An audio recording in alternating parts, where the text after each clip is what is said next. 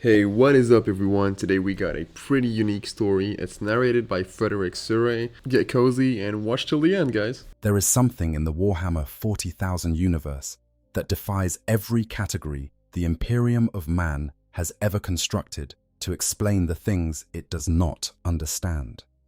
It does not fit neatly into the doctrine that the Adeptus Ministorum preaches from a million pulpits scattered across a million worlds. It does not obey the theological boundaries that inquisitors spend their entire careers trying to police, or honor the neat distinctions that the Church has drawn between what is holy and what is heresy, and what is simply too complicated to look at directly. And it has been standing in plain sight for centuries, maybe longer. She is the most recognizable living saint in all of Warhammer 40,000. Her image is depicted in stained glass cathedrals on 1,000 worlds. Her name is spoken like a prayer before battles that soldiers do not expect to survive.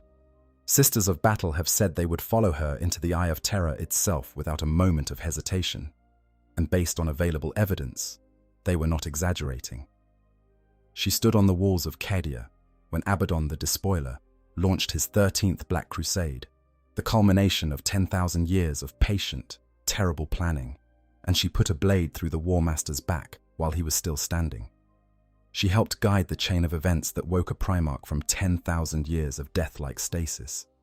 She has died so many times that her own skeletons have formed a mountain in the warp, and every single time she drags herself off that mountain and finds her way back through the nightmare of the Imperium, she comes back to fight again. On a different battlefield. Same purpose. Same person somehow, against all the odds of what that cycle should do to a human mind and soul. Her name is Celestine.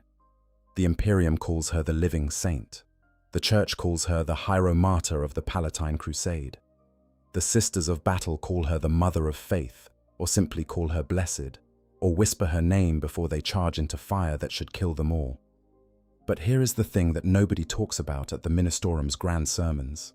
The uncomfortable question that gets buried under the weight of devotional art and centuries of official church narrative, and the genuine awe that Celestine inspires in everyone who has ever seen her fight.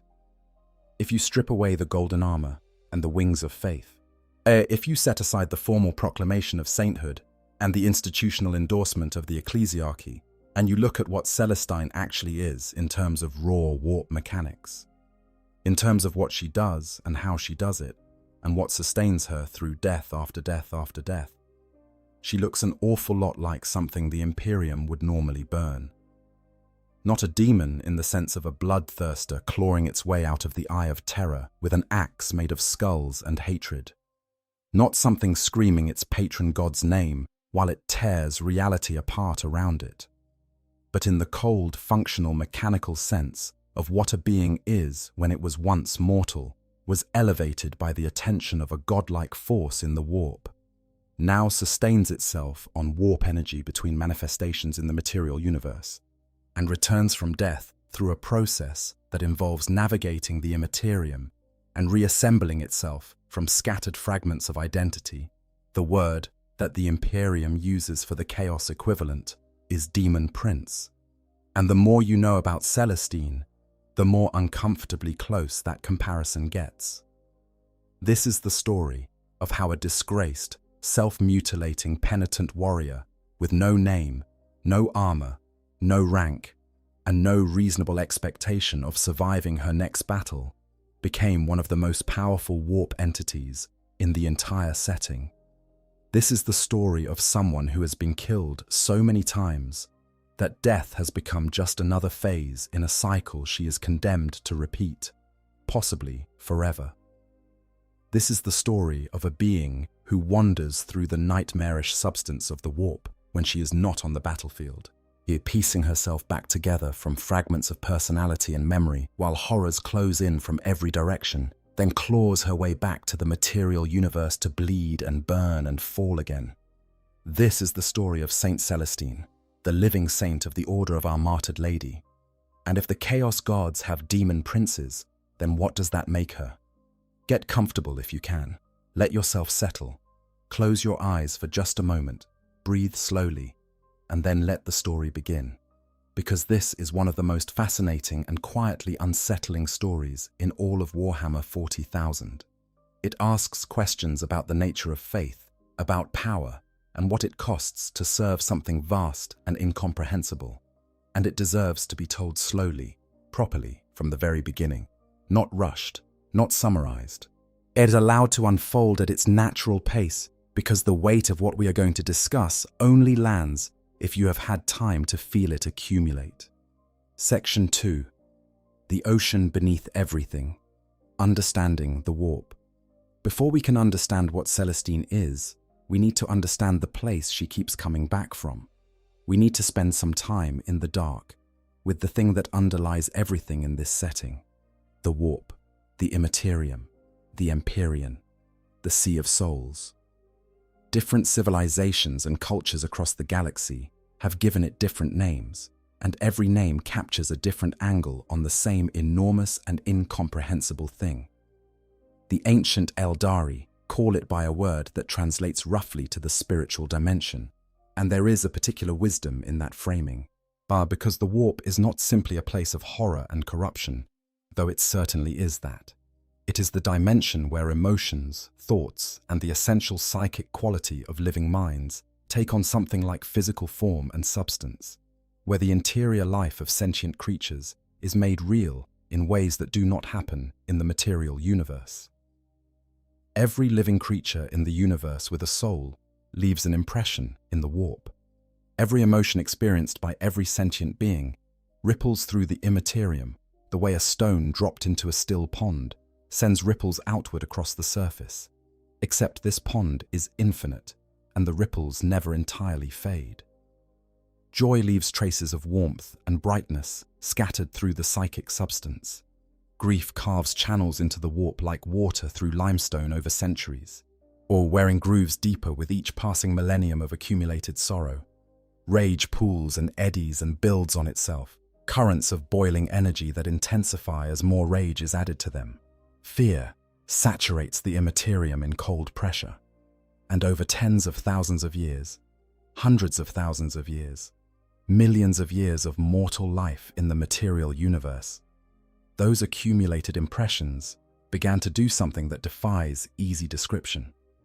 They began to cohere, they began to cluster and accumulate, and eventually, in a process that has no clean analogy in physical science, to think, to feel, to want. The Chaos Gods were not created by anyone with intention. They were not designed or summoned or invented by a deliberate act. They grew, the way crystals grow in a supersaturated solution, slowly and then suddenly and then enormously, out of the raw accumulated weight of mortal feeling on a cosmic scale. Horn is not simply a war god that someone decided to believe in. He is, in some fundamental and literal sense, the substance of every killing thought that has ever echoed through the minds of sentient creatures. Every surge of battle fury, every warrior who felt the terrible red clarity of violence and wanted more of it. He is built from that. His being is composed of it at the most basic level. The rage is him.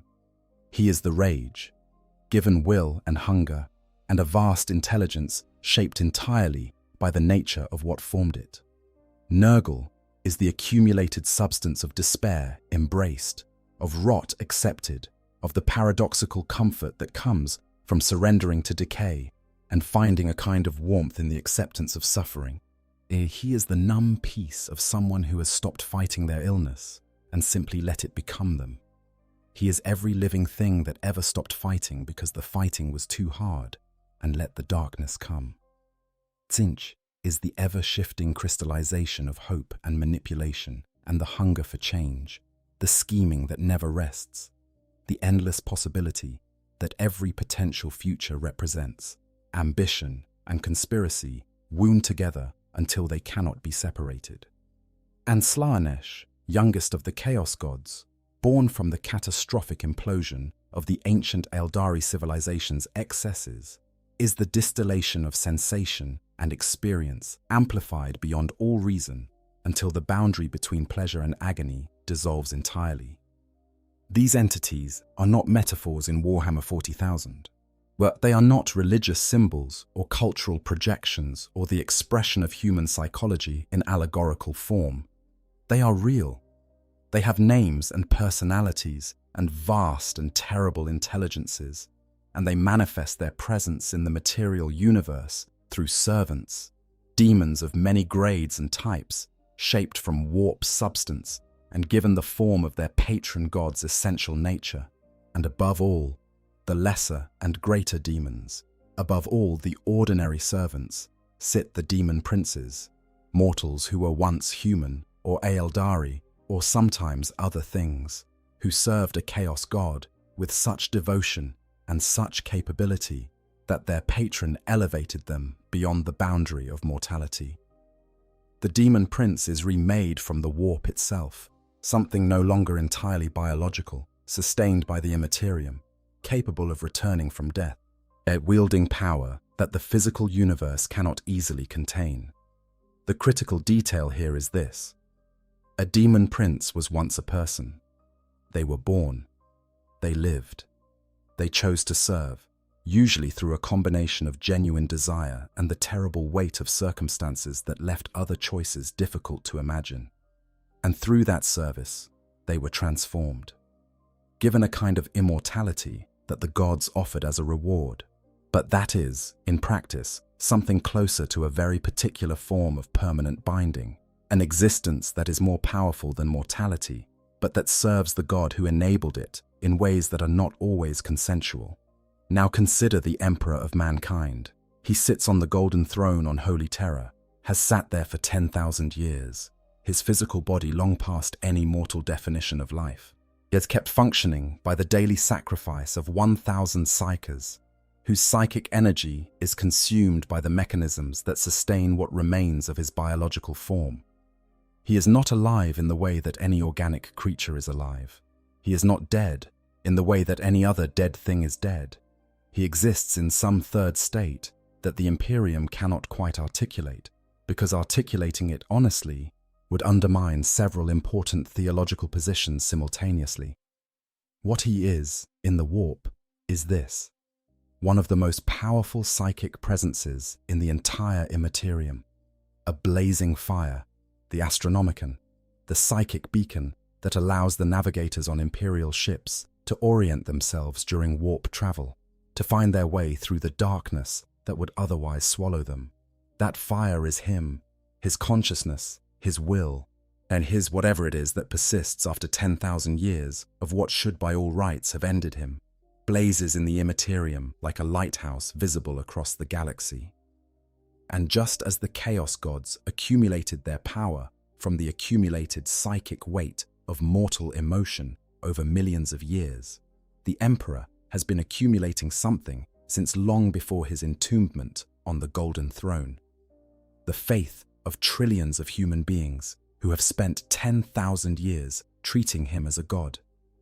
Every candle lit in every cathedral on 1,000 worlds. Every dying soldier who breathed his name in their last moment. Every child taught to pray before sleep. Every prayer whispered in darkness when the darkness felt like too much. All of that is real in the warp. That's all of it has weight and substance and accumulates in the Imperium, the same way that rage and despair and excessive sensation accumulate there. The question that sits at the heart of this entire video is the one that the Thorian sect of the Inquisition and other theologically adventurous factions have been quietly pursuing for a very long time. If the Chaos Gods can use accumulated psychic power to elevate champions, to sustain warp entities in service to their divine will, can the Emperor do the same thing? And if so, has he already? Section 3. The Warp God's Mirror. Comparing demon princes to living saints.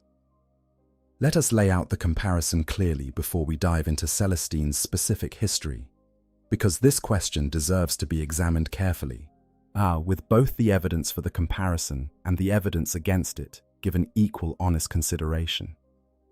A demon prince is a mortal who was once a person. They served a chaos god with devotion and power.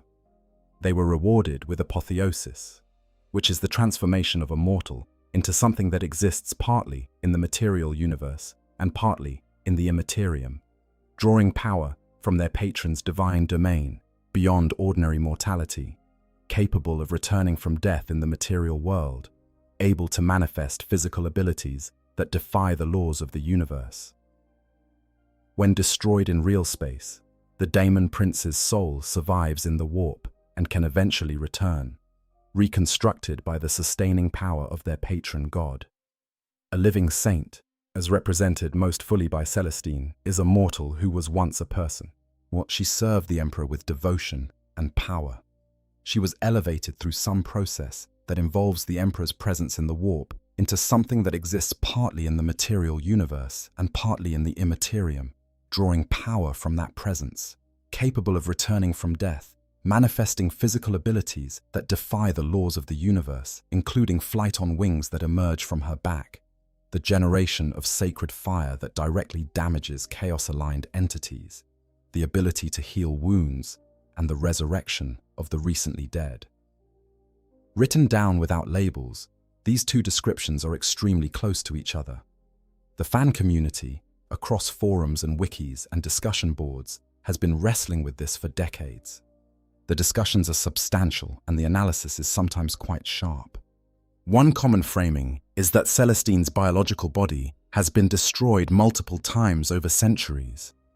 Whatever manifests on the battlefield when she appears is not a continuous biological form she was born with, any more than a demon prince's manifested body is their original mortal form. She reassembles from the warp after death, just as demon princes do. She is sustained by the divine attention of the emperor's presence in the immaterium, just as demon princes are sustained by their patron's attention. The most damning evidence for the parallel came at Cadia, when the Cadian pylons activated and suppressed the warp in the area, and her powers weakened dramatically. Abaddon, who retained his physical combat capabilities independently of the warp suppression, nearly killed her in that window. And her extraordinary power is warp-dependent in the same fundamental way that demon powers are. There is also a fan theory, well developed in community discussions, that frames the Emperor's implicit celestial hierarchy in direct parallel with the Chaos hierarchy.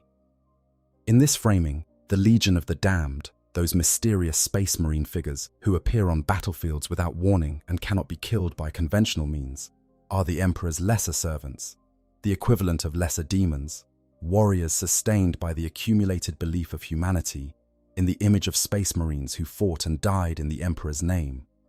The living saints are his greater servants, the equivalent of greater demons, beings empowered directly by the concentrated faith of believers in sainthood and martyrdom. And at the apex of this structure, our figures like the Sanguinor, that mysterious entity associated with the Blood Angels who bears the face of the Primarch Sanguinius, might be the Emperor's equivalent of a demon prince, a mortal soul elevated beyond its original category by the Emperor's presence in the warp and the weight of human belief. This is speculation, to be clear. The law does not confirm this hierarchy explicitly, but the structural logic is compelling enough that it has been arrived at independently by many people engaging seriously with the cosmology of the setting. The differences that matter, and they do matter. Celestine has not been corrupted. The Chaos gods tend to twist their champions as they elevate them, infuse them with the essence of their divine nature, reshape their bodies and minds in the image of the god who claimed them. Fulgrim became something his former self would have found horrifying. Mortarion was made into a living plague. The elevation corrupts what it preserves. Celestine, by every indication in the lore, remains recognizably herself after centuries of the cycle. She is tired, deeply so, but not twisted. Her power specifically damages the things that chaos empowers. The sacred fire she generates, the holy light she radiates, acts differently in the warp from chaos energy. Demons are not simply damaged by her the way they would be damaged by any sufficiently powerful weapon. They are specifically and particularly vulnerable to what she carries. Whatever the mechanism of her elevation, It has produced something that is the active opposite of chaos empowerment in function, not merely in allegiance. And the genuinely open theological question, is the emperor of mankind actually a god, in any sense that makes his patronage structurally equivalent to the chaos god's patronage? The chaos gods grew from raw mortal emotion over millions of years. The emperor was a single person, however extraordinary, who has been accumulating faith energy for 10,000 years. Whether that makes him comparable in kind to the chaos gods, or whether it makes him something fundamentally different that merely happens to produce superficially similar effects, is a question the setting has always left deliberately open. What is certain is that Celestine occupies a structural position in the Emperor's celestial order that is parallel to the Demon Prince's position in the Chaos hierarchy. Whether that means she is, in some meaningful sense, the Emperor's Demon Prince, or whether it means the term Demon Prince is simply inadequate to describe all the varieties of elevated beings that exist in the 40,000 universe, is a theological question that the Imperium deliberately and strategically avoids answering. Section 4. Born from Nothing. The Mystery of Celestine's Origins. One of the most striking things about St. Celestine, when you sit down with all the lore and try to construct a coherent biography, is how little we actually know about her before the moment she became famous. The records of her life before she was proclaimed a living saint are not lost. They are not incomplete, due to the casual destruction of records in 40,000's constant warfare. They are described in the available sources as having been suppressed, deliberately.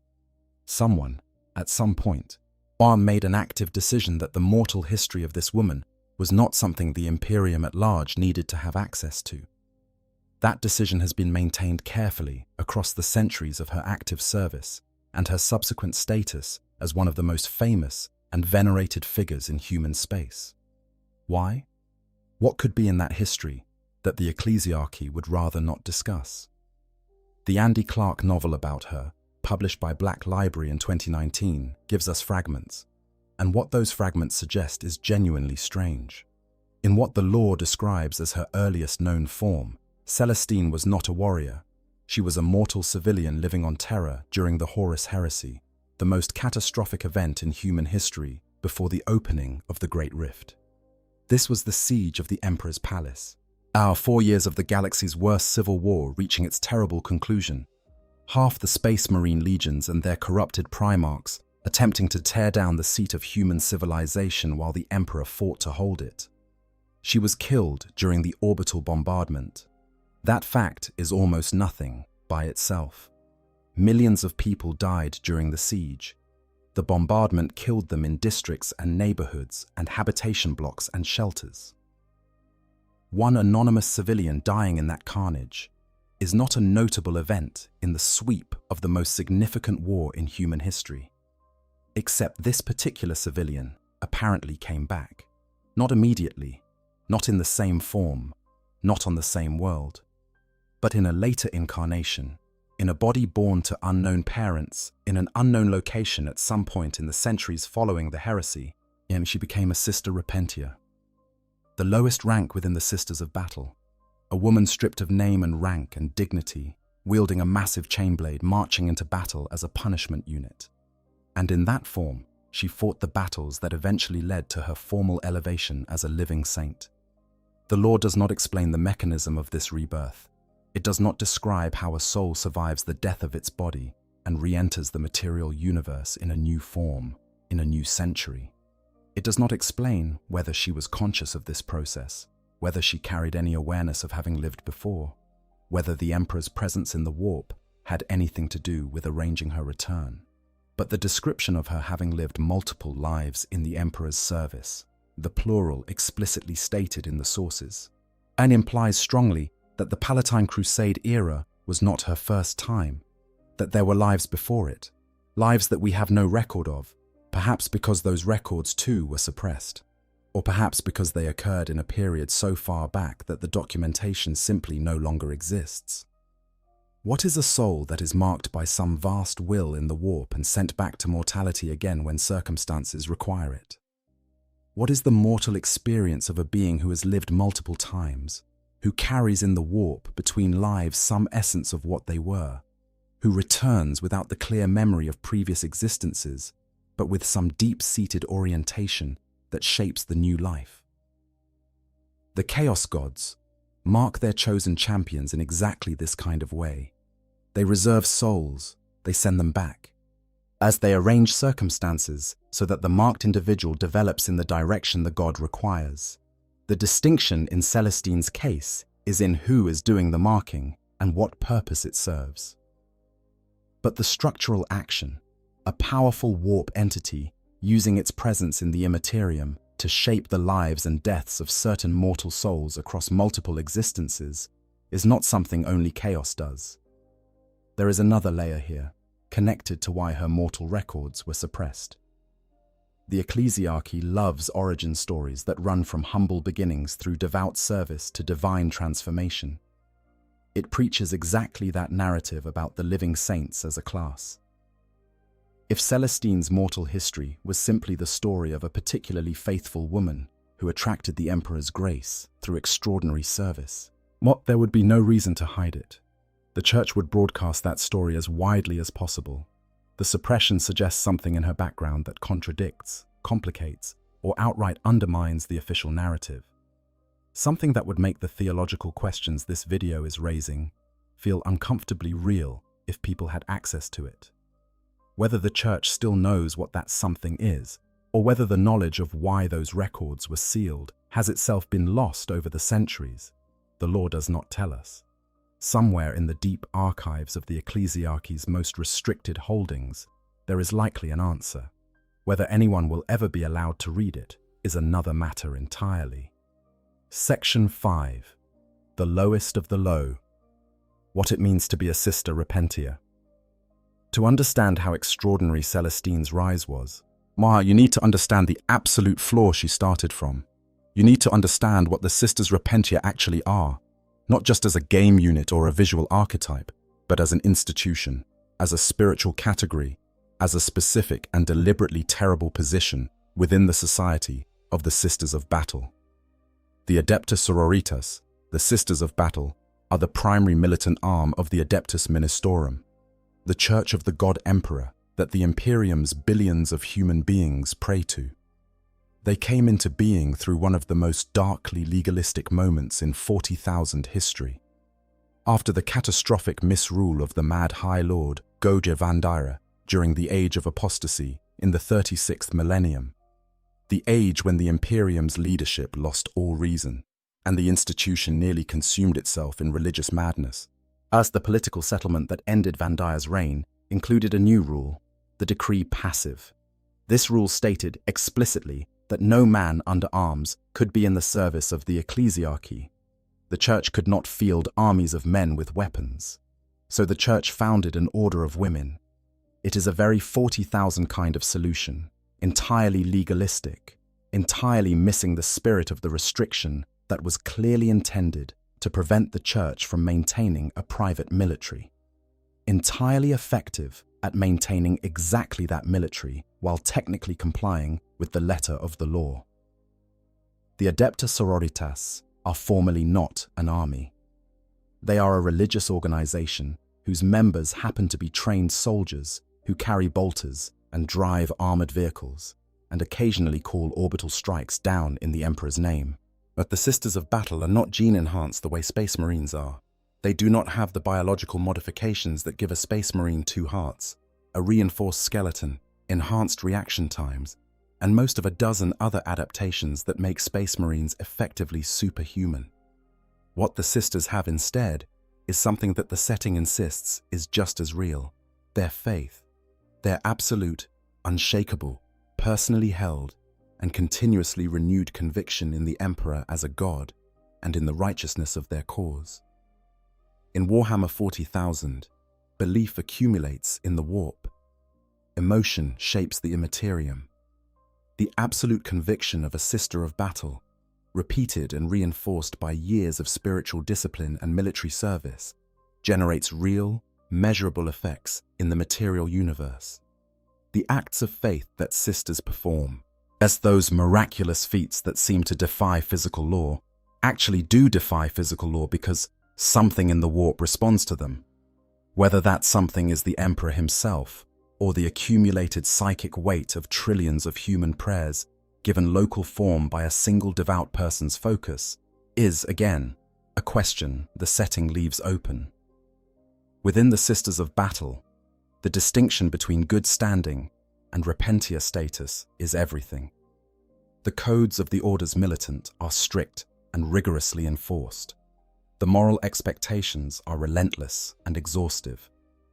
A Sister of Battle lives under a scrutiny that most people would find suffocating, and her actions and choices and interior spiritual state examined and judged continuously by superiors who believe that weakness before the Emperor is not merely a personal failing, but a genuine spiritual transgression that pollutes the community.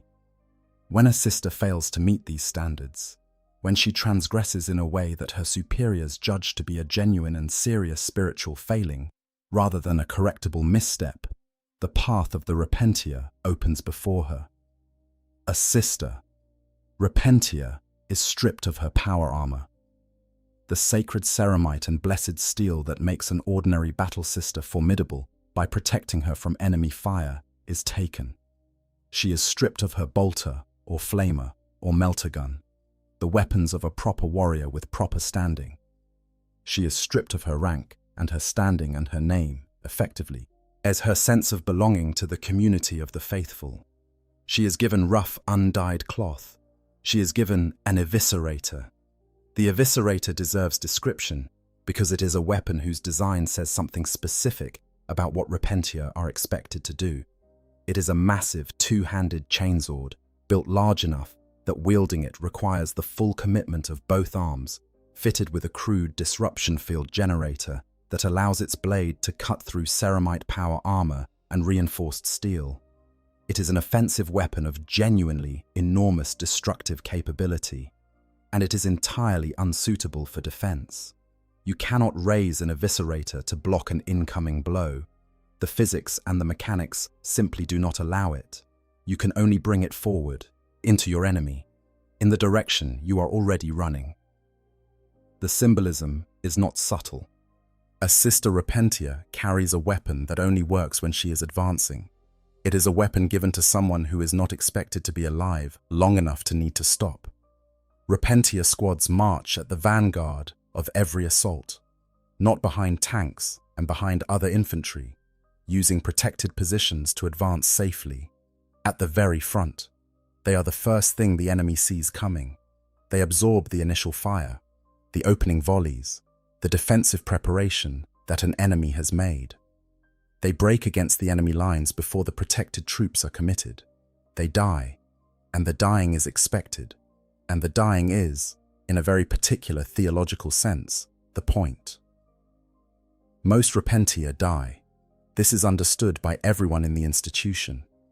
The repentia herself understands it when she puts on the rough robe and picks up the chain blade, while the mistress of repentance who leads the squad understands it. The sisters watching them march to the front understand it. The institution is designed to produce this outcome. The fervor of the repentia inevitably means that they martyr themselves fighting against hopeless odds, finding in death the absolution denied to them in life.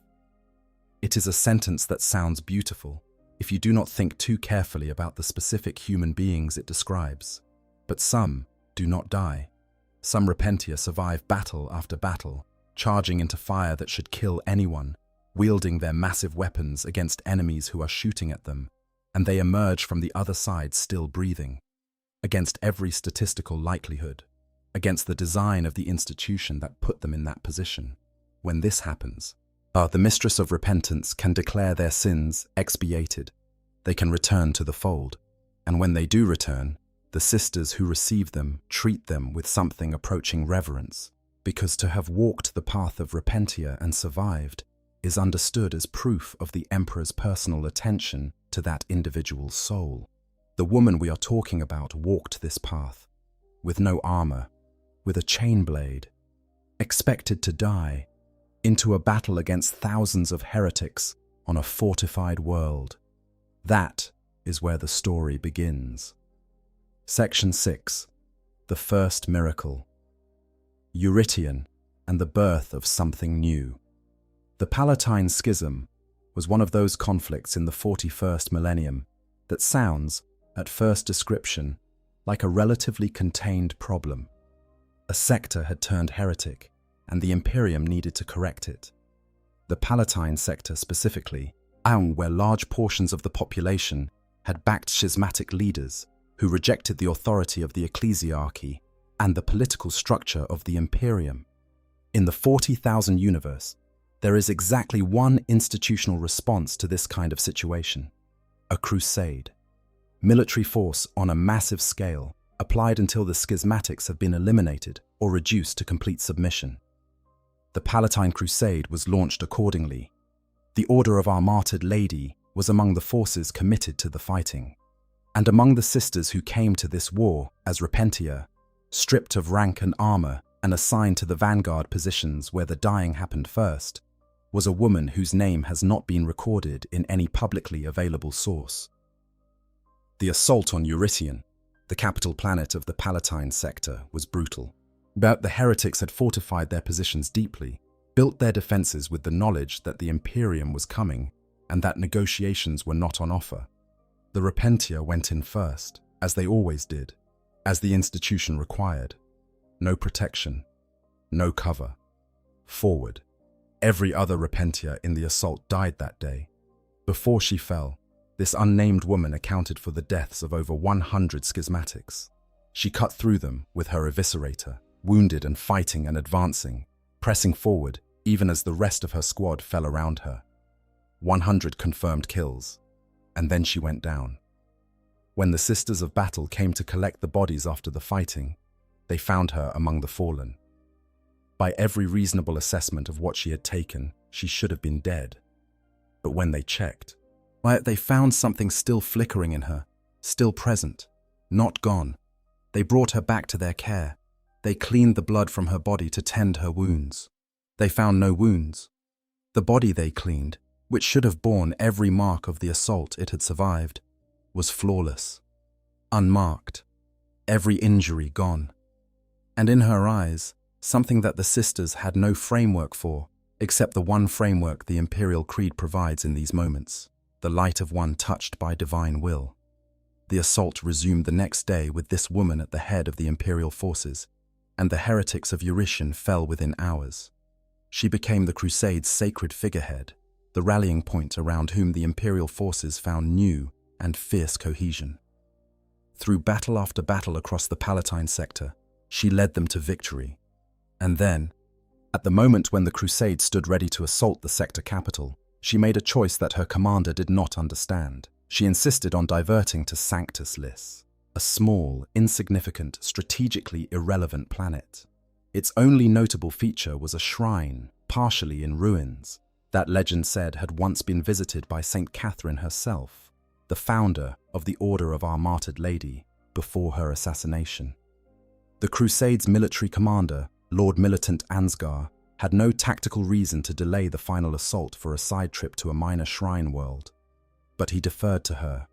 Her followers found a broken altar among the ruins of the shrine. She had them move it aside. Beneath it was a stairway, stone steps descending into a darkness that no one had touched in thousands of years. She went down alone. She forbade anyone from following her. The sun set. Night passed. At the first light of dawn, the crypt door opened. She rose from below, borne aloft on a column of divine radiance attended by doves and cherubs that materialized from the air around her. She wore golden power armor that shone with more than reflected light, armor that Saint Catherine herself had placed in that crypt before her murder, waiting for this moment and this person. She carried a sword so intensely ablaze with holy fire that no one present could look directly at it. The ardent blade, the armor of Saint Catherine, relics placed in that hidden crypt by a woman long dead who had somehow known they would be needed. Lord Ansgar and the Thorian priests with the crusade declared her a living saint immediately. the hieromata of the Palatine Crusade, the one who had been killed and come back unmarked, who had led armies to victory, who had known without being told about a crypt that no records pointed to, who had emerged from below wearing the armor of a saint who died 300 years before she was born. She led the wars of faith that followed this proclamation with an authority that no mere institutional appointment could have generated. Tens of thousands of heretics fell before her armies. The Sisters of Battle venerated her absolutely. They would have followed her into the Eye of Terror if she had asked, and they were not speaking metaphorically. And then she died.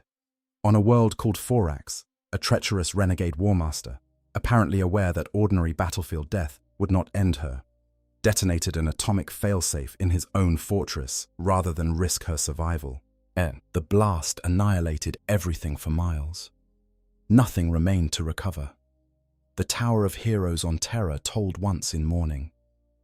And the mountain of skeletons in the warp gained one more addition to its heights. Section 7. What happens when she dies? The warp purgatory in detail. This is the part of Celestine's story that Andy Clark's novella, published by Black Library in 2019, illuminated for the first time in detail. And it is the part that matters most to understanding what she actually is. When Celestine dies in the material universe, she does not slip into some peaceful golden afterlife. She does not rest in the Emperor's embrace, while his presence in the warp gently restores her between deployments. What actually happens is something far more demanding, something that reads like a dark mirror of purgatory, and a spiritual gauntlet that she must run alone every single time. She wakes up in the warp. Specifically, she wakes up on top of a vast mountain made of bones and rusted armor and shattered weapons. All around her neck, a deep scar fades as she regains consciousness. She has lost her memory. She does not immediately know who she is, or what she is, or why she is in this terrible place. She has to find herself again, piece by piece, by walking through a nightmare. And the mountain itself. Every skeleton on it is hers. Every death she has died has added another skeleton to that pile. All those centuries of service, all those times she was cut down in battle, all of that is represented physically in this warp place, a tower of her former selves that she has to climb away from at the beginning of each return journey. Okay, I want to stop here for just a second because this is actually the part of Celestine's lore that got me, like genuinely got me. I've covered a lot of 40k characters on this channel, and most of them are fascinating in this cold, epic kind of distant way. Golden Man is inspiring. Abaddon is terrifying. Even the Emperor feels more like a concept than a person at this point. But Celestine is different because the horror of what she is, if the theory holds, isn't about power or corruption or scale. It's about the cost of being chosen. She wakes up on a mountain of her own bones every single time she dies. She loses pieces of herself. She forgets. And yet she keeps coming back, keeps fighting, keeps believing, even when belief itself might be the very thing that's consuming her. That to me is one of the most quietly devastating ideas in all of Warhammer lore. The idea that devotion and destruction might genuinely be the same thing wearing different faces. But anyways, that's just my take on it. Let's go back to the video. The accumulation of bones implies a number of deaths that the counting cannot easily contain. She wears nothing. She carries nothing. The warp surrounds her in all its nightmarish quality, a landscape that is simultaneously her own interior life made external and the actual real terrain of the Imperium, full of demons and darkness and strange pressures and the distant, barely perceptible light of the Emperor's presence, faint as a single star seen through heavy cloud cover. That light is enough to orient by, not enough to see by. She has to walk toward it, through things that do not want her to reach it. The journey she makes is both a physical navigation of a hostile landscape. Demons attack her, things of the warp crowd in at the edges of her awareness and have to be driven back, and a metaphysical reconstruction of her identity. Just the elements of who Celestine is are scattered across this warp space. Her armor, her sword, the material tools of her role, but also less tangible things, her memories, her sense of self, the core elements of her personality and purpose. She finds faith. not as an abstract concept but as a presence, an aspect of herself given form by the warp's tendency to externalize interior states. She finds duty in the same manner. She has to recognize these aspects of herself and integrate them back into her, accept them, rebuild the version of Celestine that exists to return to the material universe. And she finds hope, a young girl, in the accounts, a small and fragile figure that represents the last warmth still burning in her, the part that still believes despite everything that there is a rest somewhere at the end of this, as a final peace she might eventually be permitted to reach. The novel makes clear that this is the thing she protects most fiercely. In all the nightmare terrain of the warp, with demons pressing in and her identity in fragments around her, what Celestine guards with the most desperate care is this small flame of hope.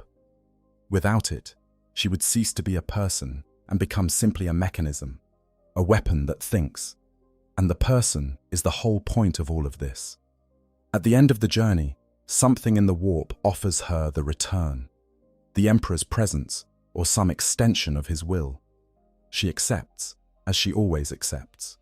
The deal she strikes, based on what the novel implies, involves her continued service, her agreement to keep fighting, in exchange for the protection of that small girl, that small hope, from the things in the warp that would consume it if she stopped caring for it. Then she is sent to a battlefield, not the one she died on, wherever the Emperor's light determines she is most needed.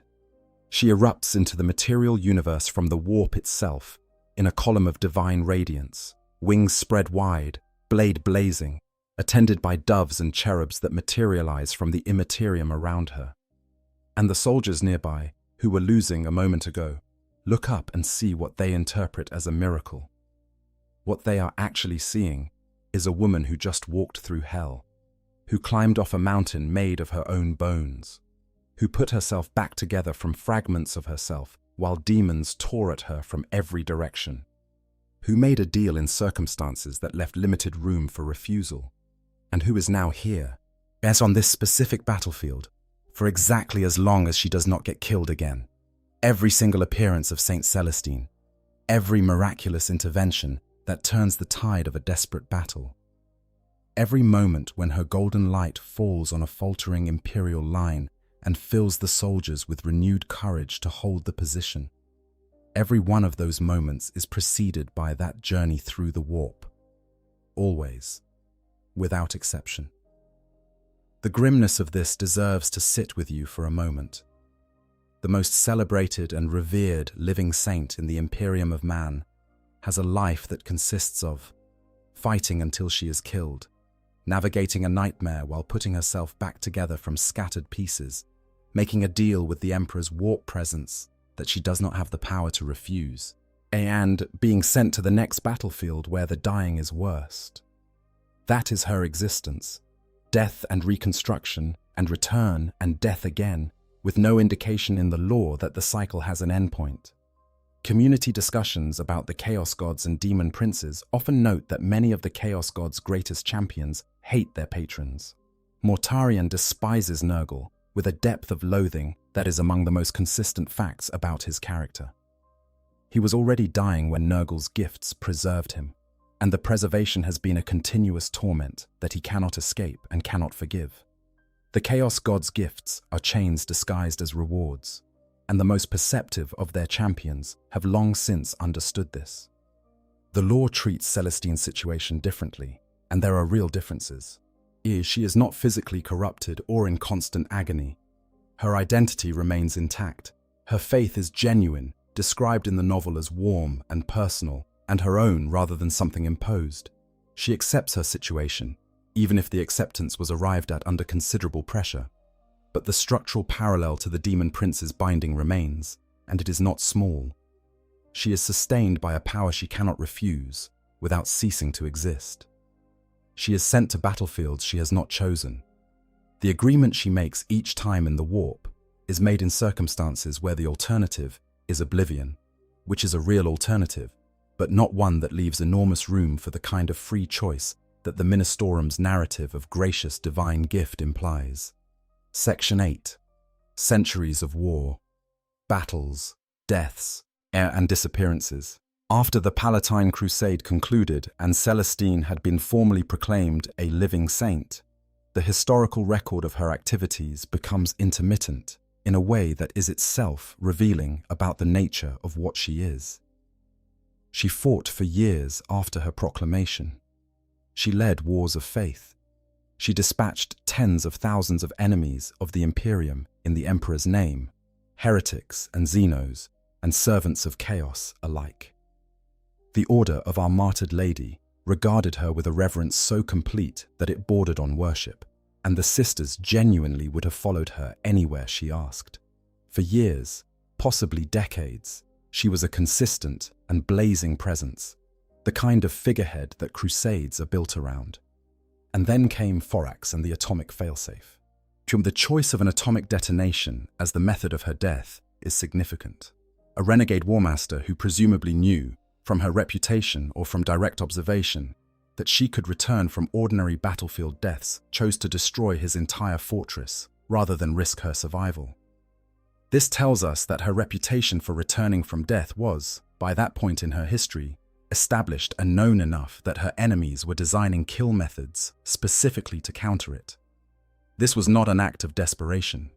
It was a calculated attempt to end a threat that conventional weapons could not permanently address. The Tower of Heroes on Terra told for her death. The sisters were comforted by the belief that she was with the Emperor, and the period of her absence after Thorax was much longer than previous deaths had produced. She did not appear for years. The Imperium mourned her, and the living memory of her specific person began to blur into the legend, which is a different thing. When she returned, appearing suddenly at the Promethean War on Helatine in 980 M41, she was operating in a mode that would define her activity for a long time afterward, appearing without warning at moments of maximum imperial desperation, fighting with the full intensity of her divine power, and then vanishing before the dust had settled and anyone could quite account for what they had witnessed. At Helatine, the Order of the Ebon Chalice and Salamander's Space Marines were locked in brutal fighting against Black Legion forces that they were losing. The specific reason they were losing was Demon Prince Lord Gralistix, whose warp-empowered presence was augmenting the Chaos forces and degrading Imperial morale in the way that truly powerful warp entities do, by making the air feel wrong and the odds feel impossible. Celestine appeared and killed Gralistix in personal combat, a living saint killing a demon prince, the Emperor's warp entity defeating Chaos's warp entity, and then she was gone. This became her pattern across the years that followed. Sightings multiplied across the galaxy, always at moments when the forces of the Imperium were closest to breaking, always in situations where one powerful intervention could tip the balance. She had a particular tendency to appear when demon princes were leading the Chaos forces, which, as we have discussed, makes a kind of coherent and almost poetic sense. What she is, and what Daemon princes are the same structural thing oriented toward opposite ends. Of course, her encounters cluster around them. Inquisitor Katerina Greyfax represents the Imperium's institutional unease with this pattern in a form that is worth dwelling on. Greyfax was a Puritan of the Ordo Hereticus, the branch of the Inquisition charged with identifying and eliminating heretics and unauthorized uses of warp power. A figure who appeared from nowhere, manifested extraordinary warp-based abilities, inspired near-fanatical devotion in the people around her, and then vanished before she could be properly questioned, should by every Ordo Hereticus criterion be investigated, potentially prosecuted. Greyfax actually spent time attempting to determine whether Celestine was genuine, whether the power she wielded was truly the Emperor's or something wearing the Emperor's colors, whether the woman herself was what she claimed to be, or something that had learned to perform sainthood. That this investigation was possible, that these questions were seriously entertained by a senior inquisitor in good standing, without the Church having her immediately executed for impiety, tells you something important about the genuine ambiguity of what Celestine is. even within the universe. Even the people most qualified to assess these questions did not find them easy to answer. What we know of the period between Thorax and the 13th Black Crusade is that it was filled with cycles of Celestine's appearance and disappearance, with battles won and battles lost and deaths added to the mountain, all with the long, patient, grinding work of serving in the only way the cycle allows. Not chosen deployments, not planned campaigns. Wherever the worst was happening, she arrived, and when it was over, she was gone. Section 9. The Fall of Cadia. The battle that changed everything. In 999 M41, the final year of the 41st millennium by the Imperium's own reckoning, Abaddon the Despoiler committed the full weight of the Black Legion and every Chaos ally he had cultivated over 10,000 years to a single campaign. The 13th Black Crusade, the one that was real. The previous 12 Black Crusades were not, as the Imperium had generally assumed, sincere attempts to break through the Cadian Gate and pour chaos into the galaxy's heartland. They were preparation. Each one served a specific strategic purpose, but identified and obscured by 10,000 years of misdirection. Their collective achievement was to position Abaddon for his actual goal, the destruction of the Cadian pylons, the ancient Necron-built structures scattered throughout the Cadian system that suppressed the warp in that region and prevented the Eye of Terror from expanding. The pylons were the dam. Abaddon had spent 10 millennia learning how to break them. The defenses of Cadia were formidable by any reasonable measure. Lord Castellan Ursarkar Creed commanded the Imperial forces with tactical brilliance that had made him one of the finest military minds in the Imperium of his generation. Sisters of Battle held key positions.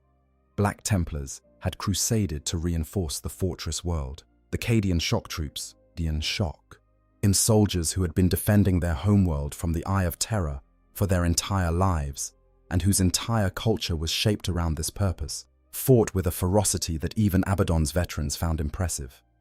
Abaddon sent Urkanthos first, a demon prince of the Black Legion, one of the Chaos Force's most powerful individual champions, driving the assault against the fortress city of Casa Kraf with a momentum that the Imperial defenders were struggling to contain.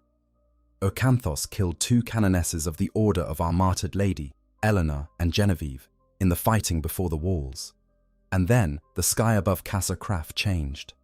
She came from above, as she always does, blazing in sacred fire visible even through the smoke and ruin of a besieged city, not alone this time. She brought with her 5 companies of Sisters of Battle who had been lost in the warp 1400 years before, their ships swallowed by the Imperium and thought destroyed for more than a millennium. She had found them drifting in the Imperium, guided her radiant presence through the darkness to serve as a beacon for the lost ship, and brought them home. 1400 years those sisters had been lost. They came back with her. Celestine killed Urkanthos, threw his body from the battlements, and then she did something unprecedented. She reached into death and pulled Eleanor and Genevieve back across the line, resurrecting 2 warriors by the force of her will and the power the Emperor's presence granted her in this moment. Eleanor and Genevieve rose from where they had fallen, changed, as touched by the same grace that sustained Celestine herself. The Gemini Superior, her eternal bodyguards, who would die and be restored many times more in the battles ahead, whose own existence after this moment occupies a theological category that the Church has not fully articulated. The full scope of the fighting at Cadia encompasses months of brutal combat, the arrival of Belisarius Cawl with his ancient knowledge of the pylons, Inquisitor Greyfax's emergence from Trazin's museum into a century she had not expected to wake up in, the desperate defense of the Elysian fields where the pylons were concentrated, and the arrival of Abaddon himself for the final confrontation. Celestine fought Abaddon. This deserves to be understood in its full weight. Abaddon the Despoiler is not simply a powerful warrior.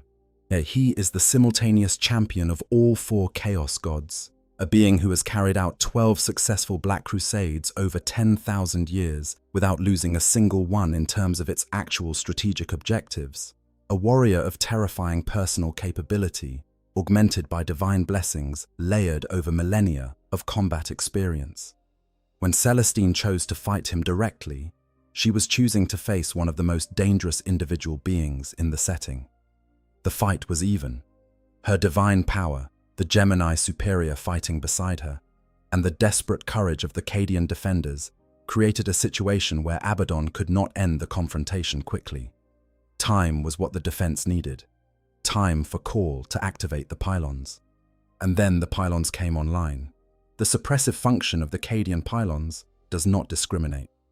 They dampen the warp in the area around them, cutting off the Immaterium's influence on the material world.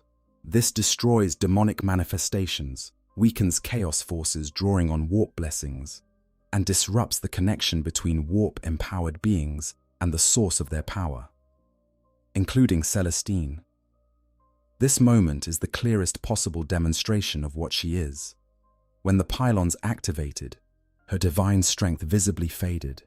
She became what she is in a purely physical sense, a skilled warrior in sacred power armor with a power sword. Formidable. Not enough. Abaddon, whose physical combat capabilities are independent of the warp in a more immediate sense, retained his efficiency. He nearly killed her, drove her to the ground, wounded, raised Drachenyan for the killing strike. The Cadian Eighth threw themselves at him, suicidally, in knowing what the odds were, because Creed was watching and the choice was made in an instant. Greyfax unleashed a psychic assault, and Celestine, from the ground, found something that did not depend on the Emperor's active warp presence, something that was just her, just the person who had been climbing off that mountain since before anyone present was born, and drove the ardent blade through Abaddon's back. He retreated. The wound was the worst he had suffered in millennia. Cadia fell. The pylons were ultimately destroyed. The planet itself used as a target for a Blackstone fortress turned projectile weapon, the world cracking apart in a catastrophe that ended the 14,000-year history of the Cadian fortress world. The Eye of Terror expanded without the pylons to contain it, and the Great Rift began to tear across the galaxy. But the people survived, because Celestine saw what was coming. Visions from the Emperor's presence in the warp showed her a path, and she guided the survivors through the wreckage to an ice moon called Clysis, where the newborn Ildari kindred of the Inari opened a webway portal and pulled them to safety through pathways that human technology could not follow. The seeds of everything that came next were carried out of that system in a small group of survivors that Celestine guided through the dark. Section 10. The Resurrection of a Primarch and the Road to Terror. The group that escaped Cadia through the webway was an unlikely collection of extraordinary people thrown together by necessity. Celestine, Belisarius Cawl, Inquisitor Greyfax, and Marshal Marius Amalrich of the Black Templars. Together, they were the Celestinian Crusade, and named for the woman who had guided them out of the destruction. Their destination was Macragge, capital of Ultramar. Their purpose, even if some of them took time to understand it fully, was the most extraordinary act of the era Indomitus, the resurrection of Primarch Robute Guilliman. Guilliman had not been dead exactly.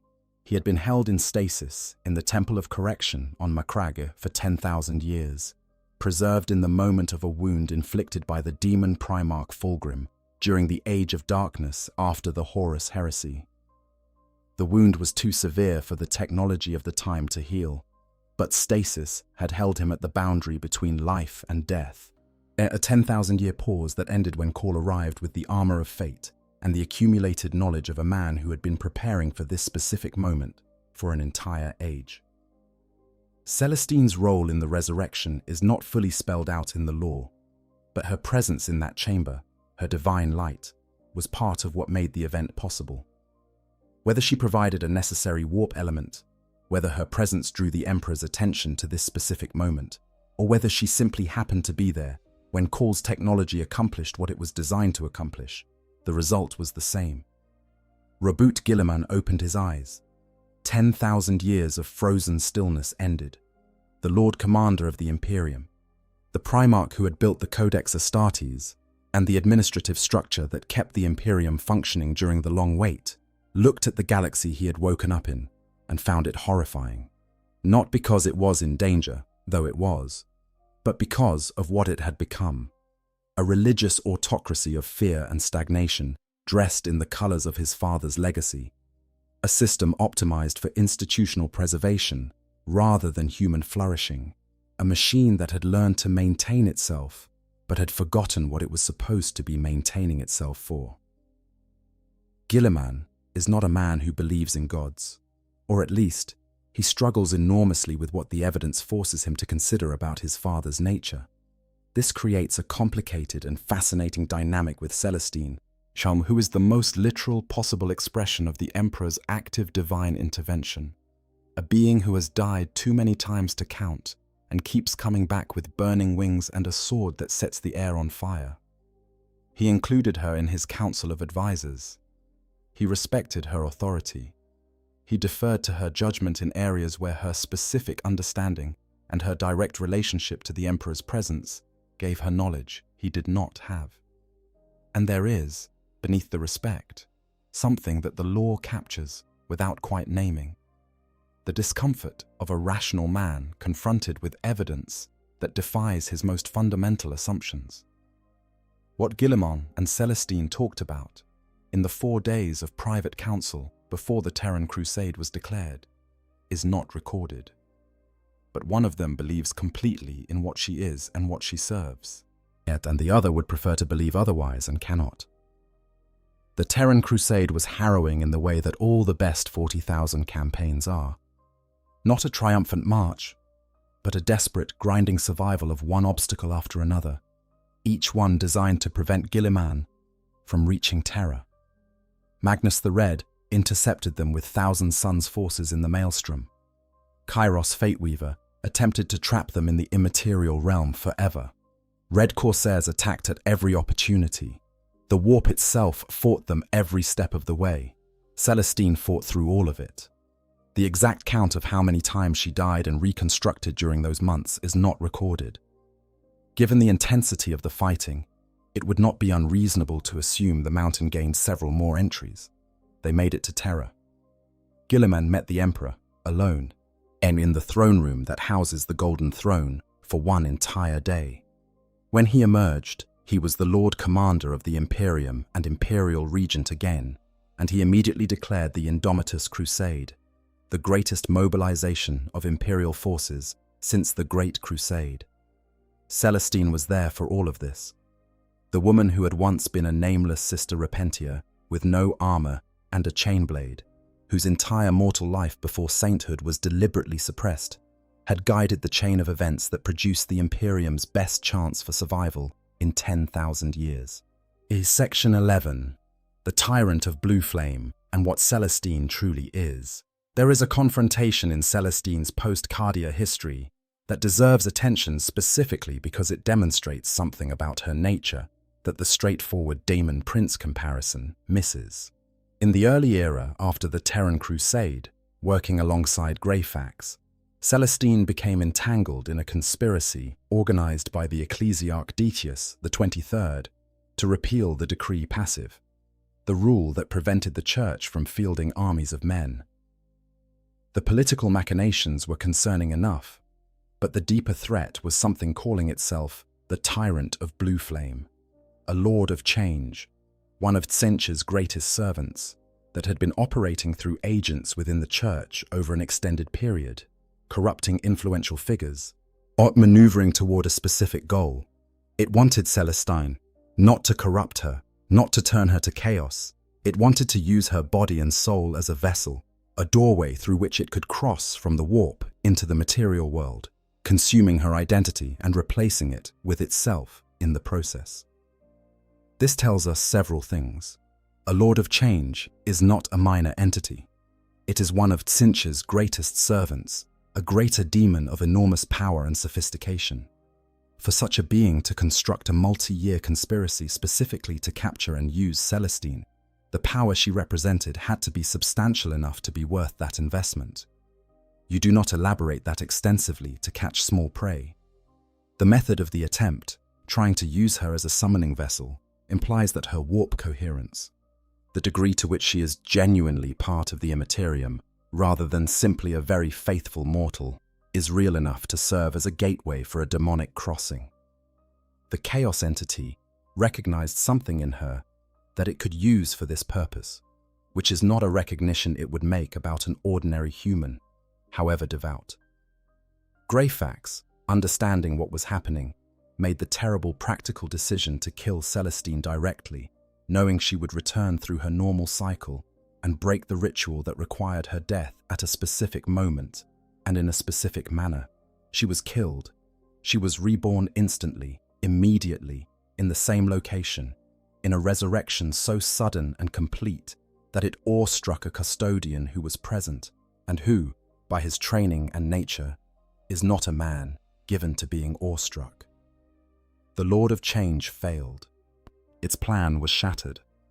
And Celestine, once she understood what had been done and why, executed Ecclesiarch Decius herself, without waiting for the institutional processes of the Church or the Inquisition. Because she is not simply an instrument of the ecclesiarchy, she is something the Church contains in its narrative, but does not control in any final sense, and this moment made that distinction unmistakable. The thing that a Lord of Change tried to use as a gateway into the material world is called a saint by the Church, and treated as the Emperor's most beloved champion. Both descriptions point at the same reality. The question of what that reality is depends on which framework you are using to look at it. Section 12. The Era, Indomitus, and the Ongoing Work. In the years following the Terran Crusade, Celestine has continued in the pattern that defines her existence, appearing where the fighting is worst, fighting until she is killed, or until the immediate crisis is resolved, vanishing until the next time the Emperor's light in the warp sends her somewhere. On Sangua Terra, during the Nachmund Rift War, she arrived to rally defenders attempting to hold back the forces of chaos under the champion Harkon Worldclaimer, one of Abaddon's most trusted lieutenants. The situation was desperate enough that even her intervention could not save the world, and she helped coordinate an evacuation, taking wounds in the process of getting people out. The world was lost. The people, some of them, were not. On Sadreka, a hive world swallowed by the Noctis Eterna and cut off from the Astronomican's light, as a psyker had emerged who was strong enough to serve as an astropathic beacon for the surrounding region, maintaining the world's connection to the wider Imperium, despite the darkness that had closed around it. This beacon attracted multiple Chaos factions simultaneously, including an Alpha Legion warband that had been trapped on a demon world for 10,000 years in real space, but had experienced only a few years of subjective time, and separately, the World Eater's champion, Khan the Betrayer. Imperial fists arrived to defend the beacon. Celestine came from the warp not long after. The pattern holds across all these engagements. She does not fight strategic campaigns or advance through sectors toward defined objectives. She appears where the moral weight of the moment is highest, where what is being defended is something irreplaceable, or where the defenders are closest to the breaking point, whether this is the Emperor's will directing her, or the accumulated psychic weight of humanity's faith generating effects that pattern in this way, or some other mechanism entirely. The result is consistent. She is present for the moments that matter most. Section 13. What she is and what it costs. The grimdark truth beneath the glory. There is a version of Saint Celestine's story that is entirely triumphant. That is the version the Ministorum preaches from its pulpits and carves into its cathedral walls. The devoted sister who was touched by the Emperor's grace, who rose from the battlefield transformed, who has fought for the Imperium across centuries of war, who helped resurrect a Primarch, and stood against Abaddon the Despoiler himself and put a blade through his back. That story is real. All of those things happened. But beneath that version is something more complicated, more honest, and in its way more profound. Celestine does not have a life in any of the senses the word usually implies. She has campaigns, she has battles, she has the grinding cycle of death and reconstruction and return and death again. She has a mountain of her own skeletons growing taller with each iteration. She has a small and carefully protected flame of hope that she fights every time to keep from being consumed, because without it, she would cease to be a person and become simply a mechanism, and the person is the point of the whole arrangement. She cannot rest. She cannot retire. The evidence of the law suggests the cycle does not end through ordinary means. She can only exit if she is no longer needed. And in the 41st millennium, which has been burning on every front simultaneously for as long as records have been kept, she is always needed. There is always another demon prince, another desperate battle, another moment where one focused, extraordinary intervention could make the difference between a defense that holds and a catastrophe. The Andy Clark novel captures something that the triumphalist accounts miss: the weariness. Not the weariness that breaks a person, not the despair that corrupts, but a deep tiredness beneath the divine armor, the awareness of how long this has already run, and the honest acknowledgement that it shows no sign of stopping. She is tired. She accepts the tiredness. She keeps going. In the discussions about the Chaos Gods and their champions, the observation that many demon princes hate their patrons is often made. Mortarion despises Nurgle. Magnus the Red is consumed by guilt and regret for actions he took 10,000 years ago, whose consequences he is still living with. Fulgrim became something his former self would find monstrous. The gifts of the Chaos Gods are beautiful when offered, and terrible in the having, and the greatest of their champions have all, in their way, come to understand that what was given was not a reward, but a form of possession. Celestine has not been corrupted. She is still herself, still the person she was before the cycle began, still carrying the same faith and purpose. Her power has not twisted her nature. She is tired, in the deep way that the novel conveys, but she is not broken, not hollowed out, was not made into something other than what she chose to be. That distinction is real, and it matters. Whatever the Emperor is, however the mechanism of her elevation functions, it has not done to her what the Chaos Gods do to their greatest servants. The question that the structural comparison always arrives at: is the preservation of self possible in the long run? How many more times can the cycle run before what makes her Celestine is too worn down to hold? The small girl, named Hope in the Warp, the last warmth in her, is she still there after all these centuries? The lore says yes. So far, yes. That is, in the 41st millennium, an extraordinary thing to be able to say. In a universe designed to grind everything good into dust, eventually, where even the most heroic figures are usually eventually consumed or compromised by the weight of what they are fighting against. A person who has paid an enormous and continuous price for what she believes in and has not been deformed by the payment is remarkable. It is one of the setting's genuine notes of light, not because it is easy or comfortable or without cost, but because it is real. And there is something important in what this means about the Emperor himself, if we take Celestine as evidence for any conclusions about him. The Chaos God's greatest act of patronage typically produces corruption and misery, even in those they most favor. The thing that sustains Celestine produces, after all this time, someone who is still herself, who is still choosing, against all the pressure of an eternal cycle, us to remain the person she started as. That is not the behavior of a patron that consumes its champions. That is something else. Section 14. The question that stays with you. We started with a question. What is Saint Celestine really, when you strip away the official framing and look at the mechanics? We have gone through the full story now.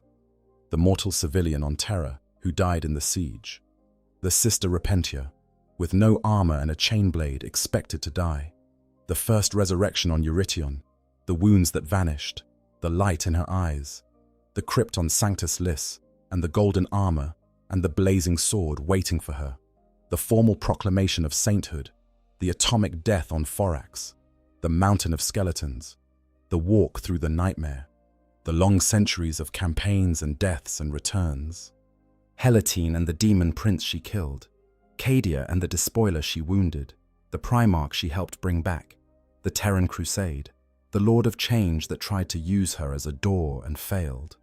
We have examined the warp and how the Chaos Gods work, and how demon princes are made, and why the parallel to Celestine's situation is uncomfortably close, and what the meaningful differences are.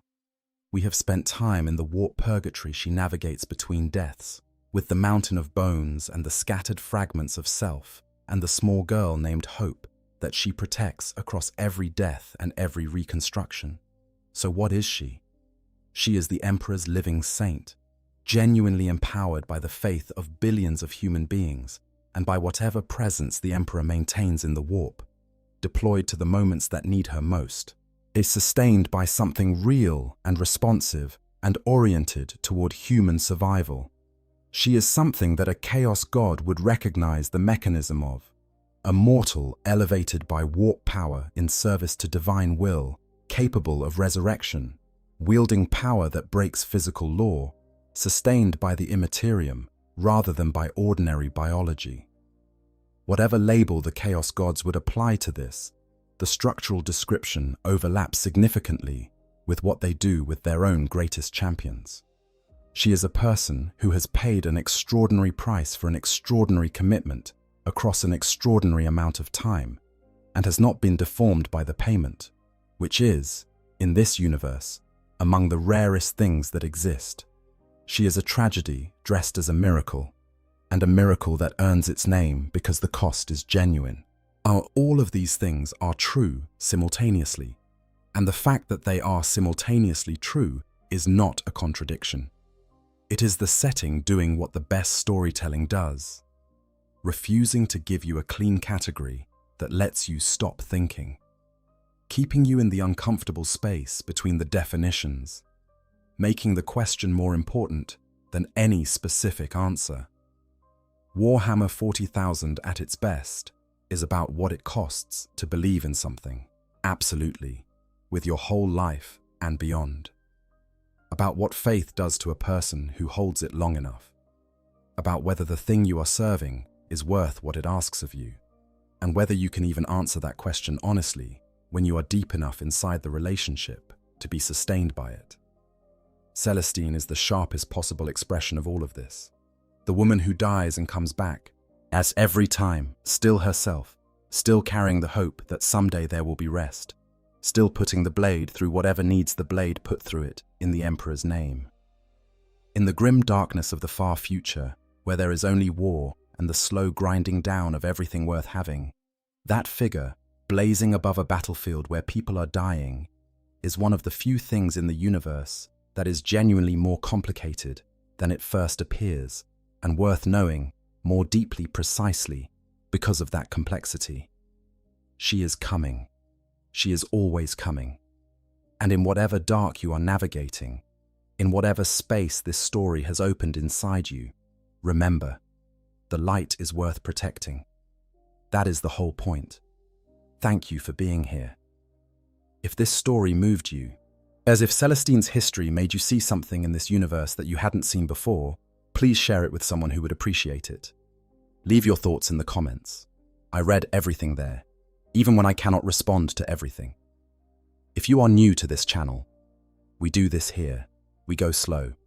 We take the overlooked stories and the uncomfortable questions and the quiet lore that the summary videos don't have time for, and we sit with them until they open up. If that sounds like what you've been looking for, please subscribe. If you've been here a while, thank you. Your support means more than any subscriber number could capture. There are so many more stories to tell in this universe. The ones that don't have obvious heroes. The ones where the line between the dark and the light is genuinely hard to find. The ones worth taking the time to understand properly. See you next time. Take care of yourselves. And remember, whatever form your mountain takes, you can keep climbing. Extended section. The deeper nature of living saints as a class.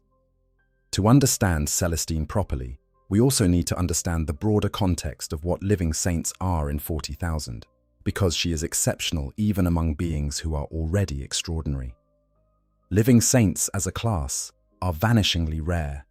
In 10,000 years of Imperial history, only a handful have ever been confirmed, and of those, most were mortals who performed miraculous feats and were canonized after their deaths in the traditional sense.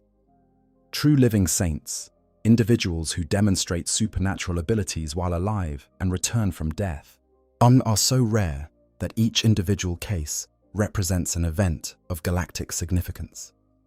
The official process for recognizing a living saint is rooted in the Adeptus Ministorum, specifically in the decree of sainthood that the ecclesiarchy issues following what they deem sufficient evidence of miraculous activity. This is deeply political in the way that everything in the Imperium is deeply political. There are factions within the church that prefer their saints safely dead, where they can be managed, where their relics can be venerated, and their legacies can be shaped, and their specific interpretations of doctrine can be settled through committee. A living saint is a political problem because she is present and active and has opinions and is not managed by anyone. Like the Thorian sect of the Inquisition has a specific theological framework for understanding living saints that is worth explaining in some detail because it illuminates the complexity of what Celestine is. The Thorians believe that the Emperor can return to the world of the living through a suitable mortal vessel, not as a vague spiritual presence, but as a literal incarnation of his divine will in a physical body capable of acting in the material universe. Living saints, in their theology, are attempts by the Emperor to create or locate these vessels, beings whose souls are marked and shaped and preserved across multiple lives until they are ready to serve as conduits for divine power. This is a fringe position within the Inquisition and is considered heretical by many in the mainstream church. Because it raises deeply uncomfortable questions about the Emperor's actual nature and his relationship to the warp. If the Thorians are right, then what Celestine is makes perfect sense in a theologically coherent way. She is an Emperor-touched soul, being prepared and used as a vessel for divine intervention. She is not simply a mortal who impressed the Emperor with her faith. She is a project that has been running since at least the Horus Heresy. But the Thorians being right would also mean the Emperor is doing something structurally similar to what the Chaos Gods do with their champions. Selecting souls, marking them, returning them to mortality across multiple lives, using them for divine purposes that the soul does not fully choose and may not fully understand. The Thorians consider this inspiring. The Inquisitor, looking at the same facts without the religious framework, might find it disturbing. There are only a handful of confirmed living saints in Imperial history beyond Celestine herself. Saint Sabbat, the founder of the Sabbat worlds, is one of the most famous, a young woman who unified and led the Imperial campaign to claim the Sabbat worlds in the 39th Millennium, declared a saint in her own lifetime, and whose return to life centuries later is strongly implied in the Gaunt's Ghosts novel series, specifically the reappearance of her spirit in a young girl who fights alongside the Tanith first and only during the Sabbat Worlds Crusade. The mechanism of Saint Sabbat's potential return is vague, and the lore does not confirm it explicitly, but the parallel to Celestine's multiple lives cycle is strongly suggested. And Saint Aeneas is another living saint of the Adepta Sororitas, who fought in the Kaurava system, though very little detail is available about her origins or her history. St. Gerstal was an imperial army officer who had died defending the Cadian Gate during the early centuries after the Horus Heresy, and was prophesied to rise again when the Eye of Terror opened for the last time. Abaddon personally ensured this prophecy could never be fulfilled by destroying Gerstal's remains on Cadia during the Third Black Crusade, specifically to prevent his resurrection. This tells us something important. The resurrection of living saints depends on the preservation of physical remains or relics that serve as the anchor connecting their soul to the material universe. Yet the remains are the interface between the soul preserved in the warp and the body needed to manifest in reality. Destroy the remains, and the resurrection cannot happen. This is why Abaddon targeted Gershtal's tomb specifically, rather than simply ignoring an ancient prophecy about a long-dead soldier. He understood the mechanism. He understood that living saints are not simply inspirational figures but literal warp entities with a physical anchor point, and that the way to permanently end one is to destroy that anchor. Saint Lozapath was a notably arrogant living saint who is described as having been surrounded at all times by a shimmering field of holy energy, able to channel the same energy into disintegrating blasts from his power sword. And he threatened a Space Marine chapter master with death and burned the eyes out of a cardinal who questioned his authority. This suggests that the character of the individual surviving sainthood is not uniformly beatific. Whatever divine power Celestine carries with grace and weariness, Lozapath carried with arrogance and the conviction that his sacred status put him above accountability to anyone. Which raises the question of whether the Emperor's power elevated those it touched, or whether it simply amplified what was already there, with all the implications that carries. The fact that living saints span this range, from the deeply humble and genuinely selfless Celestine, who accepts her eternal cycle with quiet endurance, to figures like Lozapath, who appear to have been genuinely difficult and power-intoxicated, suggests that the mechanism of sainthood does not uniformly shape the personality of those it touches. It gives power. What the person does with that power reflects who they were to begin with. This is, again, structurally similar to what Chaos Ascension does. Demon princes are shaped by the nature of the Chaos God that elevated them, yes, but their individual character persists in some form. Mortarian's guilt and self-loathing, Magnus's intellectual arrogance and genuine anguish at the consequences of his actions, Fulgrim's narcissism taken to its ultimate expression. The transformation amplifies and distorts, but does not entirely replace. Living saints seem to work the same way. The power amplifies and channels through the individual who carries it, reflecting their existing character back at the world in a magnified form. Celestine's character, magnified and channeled through decades and centuries of divine power, produces someone who is determined, faithful, deeply tired, protective of those who cannot protect themselves, and committed to a mission that she has internalized so completely that distinguishing between what the Emperor demands of her and what she genuinely wants may no longer be possible. That is who she was before the golden armor, and it is who she is with it. Extended section: the Gemina Superior and the expansion of Celestine's power. The resurrection of Eleanor and Genevieve at Casa Craf deserves more attention than it typically receives, because it represents an evolution in Celestine's demonstrated capabilities that raises new questions about the scope of what she can do. And Eleanor and Genevieve were canonesses of the Order of Our Martyred Lady, senior and experienced sisters of battle, who had been killed by Urcanthos in the battle before Celestine's arrival. They were dead, not critically wounded, not in stasis, not in a medically ambiguous state. Dead. And Celestine reached through the line between life and death and pulled them back. The mechanism by which she did this is not fully explained in the lore. What is described is the result. Two canonesses who had been killed, rising from where they had fallen, changed in ways that mark them as something more than the women they were before. They are described thereafter as the Gemini Superior, her hand-chosen champions, beings who fight with a ferocity and capability that exceeds ordinary canonesses, and who have themselves died and been resurrected multiple times since their initial return at Casa Craf. This implies that Celestine's act of resurrection did not simply restart their biological processes. It changed them in some more fundamental way, touching them with whatever the Emperor's presence in the warp has done to Celestine herself. The Gemini Superior after their resurrection, appear to exist in a similar but lesser version of Celestine's own state, connected to the same power source, capable of resurrection after death, wielding abilities that exceed ordinary human limits.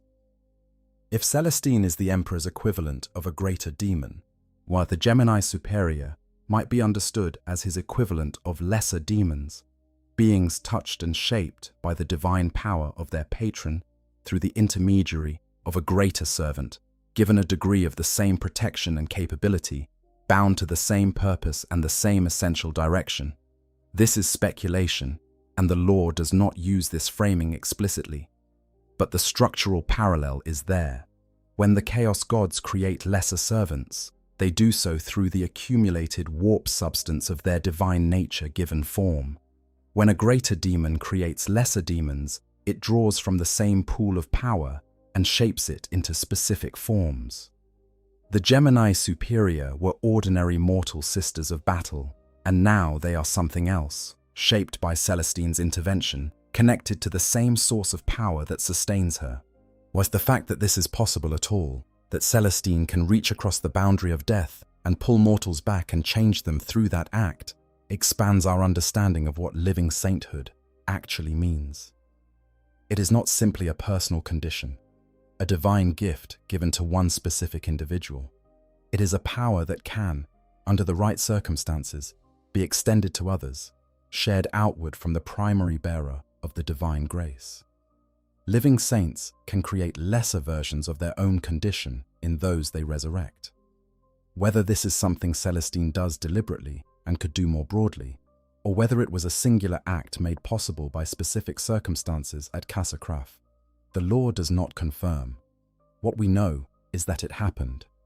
That Eleanor and Genevieve are not simply alive after their deaths, but are different in some fundamental way, and that their difference manifests as a connection to the same source of power that sustains Celestine herself.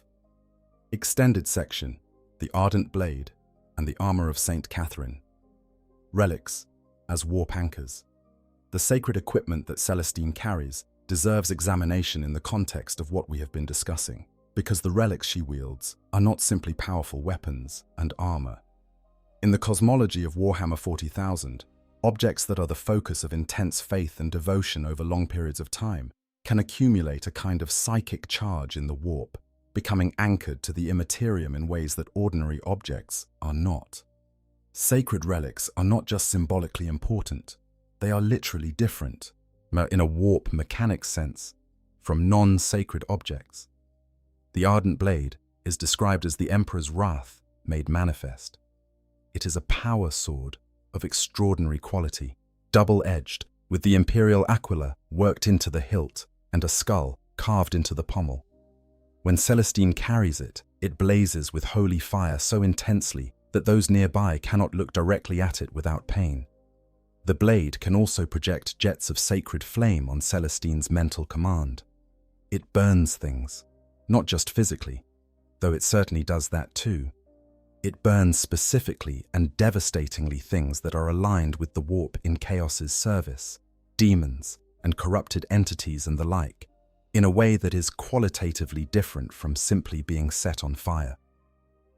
The blade was left in St. Catherine's crypt on Sanctus Lys before Catherine's assassination, waiting there for centuries until Celestine arrived to claim it.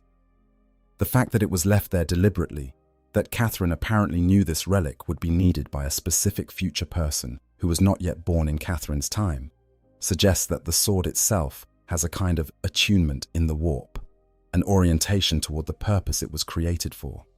It was waiting for Celestine specifically. It recognized her in whatever way a warp-attuned object can recognize a warp-attuned person. The armor of Saint Catherine is similarly extraordinary. Golden power armor of a quality that exceeds standard sororitas manufacture, providing protection that seems to have a divine element beyond simple physical shielding. Catherine herself was a living saint, and the armor she wore in life would have accumulated an enormous psychic charge from years of contact with her divine presence and the faith of those who witnessed her fight. When Celestine wears it, she is not simply putting on armor. She is wearing the accumulated psychic weight of a saint's lifetime of service, adding it to her own, channeling the faith that Catherine generated in life alongside the faith she herself generates. This matters because it suggests that the power living saints wield is not entirely personal, not entirely the direct product of their individual connection to the Emperor's presence in the warp. It is also the accumulated faith of everyone who has ever believed in them, everyone who has ever prayed to their name, now everyone who has been inspired by their deeds and directed that inspiration in the form of prayer back into the warp. The sacred flame the ardent blade produces is, in a very real sense, composed of all those prayers. It is the faith of millions of people given form and fire. This expands the parallel to the Chaos Gods in an interesting direction. The Chaos Gods grow stronger when more mortals believe in them and direct their emotions toward them. The power they channel through their daemons and champions is literally made of that mortal belief, given form. The power Celestine channels is, by the same logic, literally made of mortal faith given form. The ardent blade. Burning with the Emperor's wrath is the Emperor's wrath because the prayers of billions of people directed toward the Emperor have, over 10,000 years, accumulated enough in the warp that the Emperor's wrath is a real and substantial thing, and the blade is attuned to channel it. The Chaos Gods would find this deeply familiar. The Ecclesiarchy would find the comparison deeply offensive. Both of their reactions would be pointing at the same fact from different directions. Extended section: the warp and the question of what it means to be immune to corruption. One of the most frequently noted characteristics of Celestine and of living saints generally is their apparent immunity to the taint of chaos. In a setting where the warp is constantly pressing against the psychic defenses of sensitive individuals, and where powerful warp entities are specifically dangerous because their presence can corrupt the minds of those who encounter them, Celestine stands in the middle of the worst battles the galaxy produces and emerges uncorrupted. This immunity is noted in the lore as a specific quality of living saints. They are described as completely immune to the taint of the warp, making them particularly effective opponents for chaos forces, whose power includes the ability to demoralize and spiritually contaminate those who fight against them. Even the symbols and sigils of chaos, which drove veteran Marines to cover their eyes and flee on Vale Thara and dozens of similar worlds, register to a living saint as targets rather than threats. This immunity could be explained simply: she is holy. Chaos is unholy. The holy thing is protected from the unholy thing by virtue of its holiness. The Church would offer exactly this explanation and consider the matter closed. But there is a more interesting mechanistic explanation available. Consider what it takes to corrupt a person through the warp. Corruption is not simply exposure to dark energy. It is the warp finding purchase in a soul through gaps, through doubt, through the negative emotions that chaos feeds on and amplifies. Fear can be turned into terror and then into madness. Pride can be turned into arrogance and then into corruption. Grief can be turned into despair. Every corruption has an emotional entry point, a human vulnerability that the warp exploits. For Celestine, after centuries of the cycle, the emotional landscape that chaos typically exploits may simply not be available in the ways it is in ordinary mortals. Not because she has no emotions.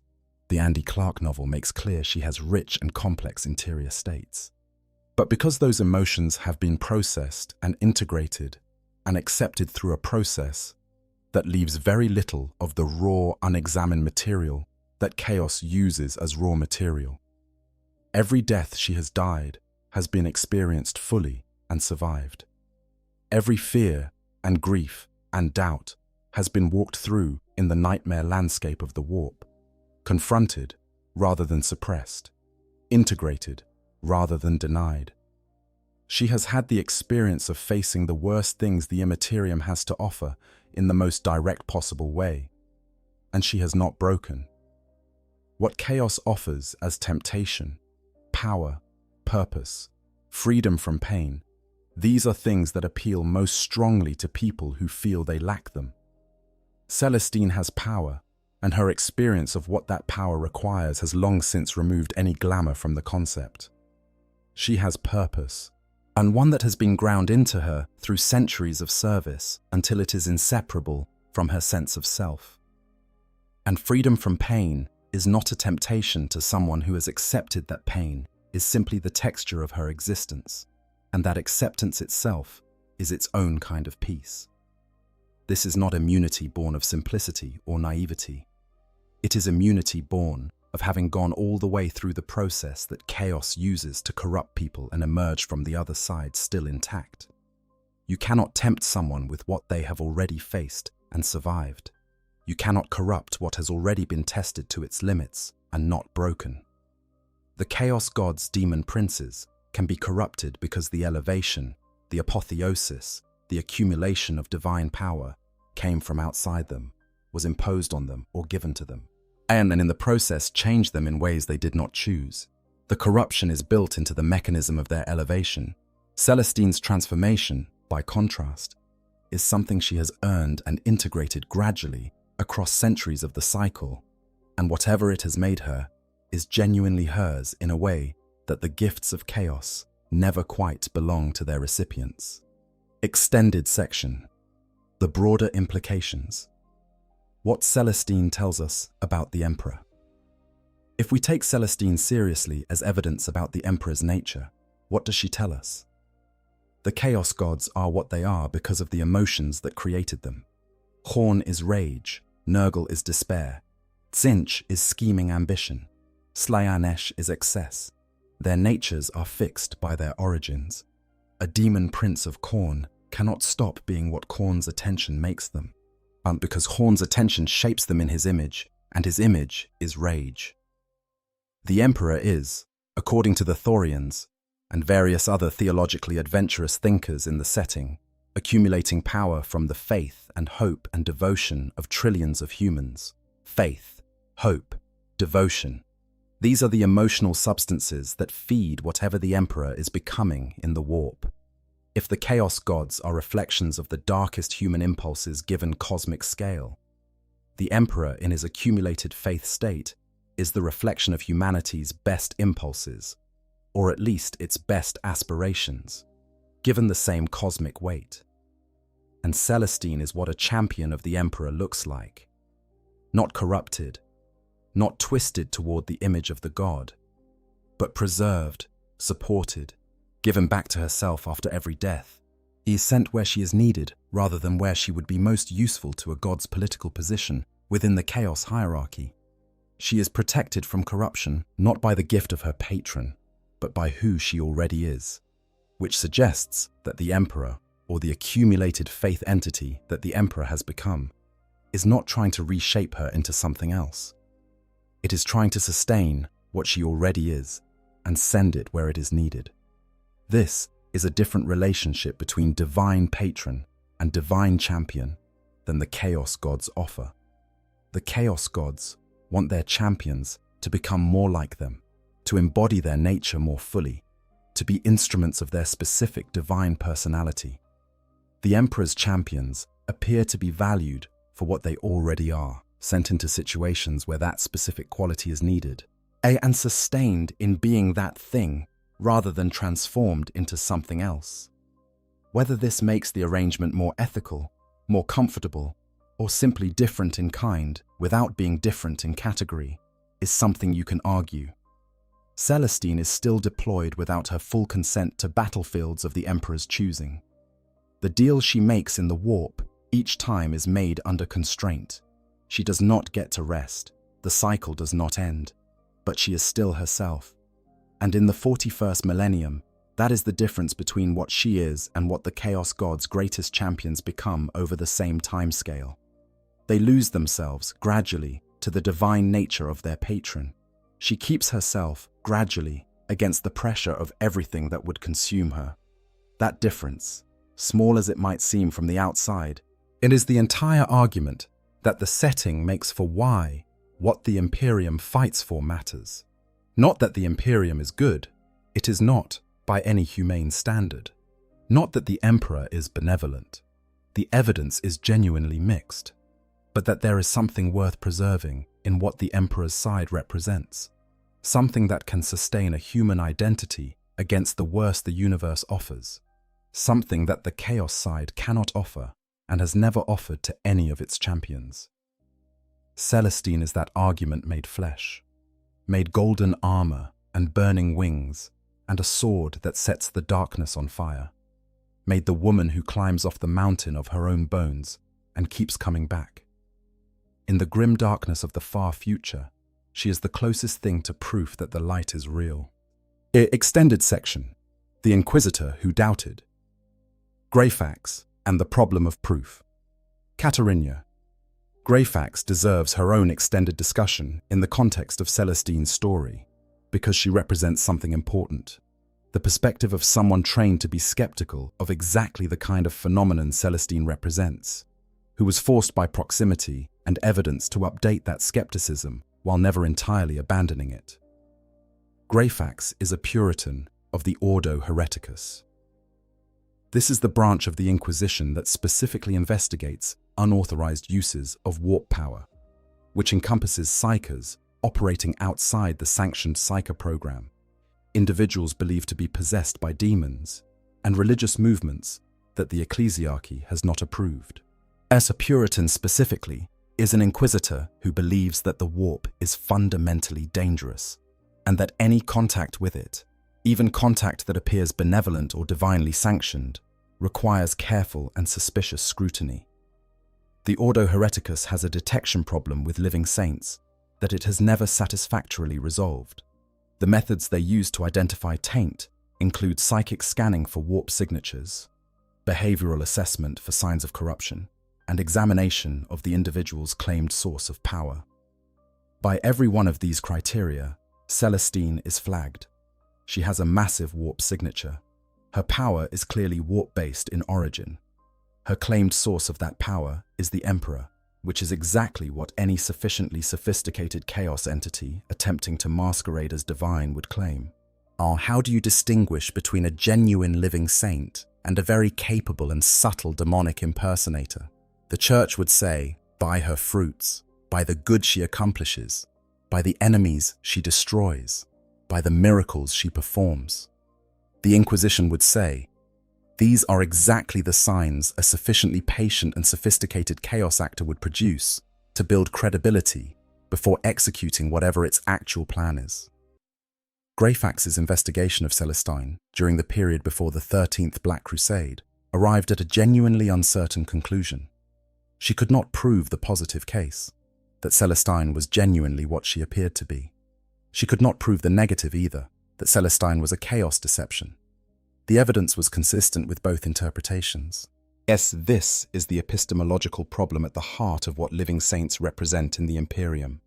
The ecclesiarchy demands belief, the Inquisition demands proof, and the phenomenon of the living saint sits precisely in the space where belief and proof cannot reach a clean resolution, where the best available evidence supports both the faithful interpretation and the skeptical one simultaneously, and where the institutional response depends entirely on which interpretive framework you bring to the evidence.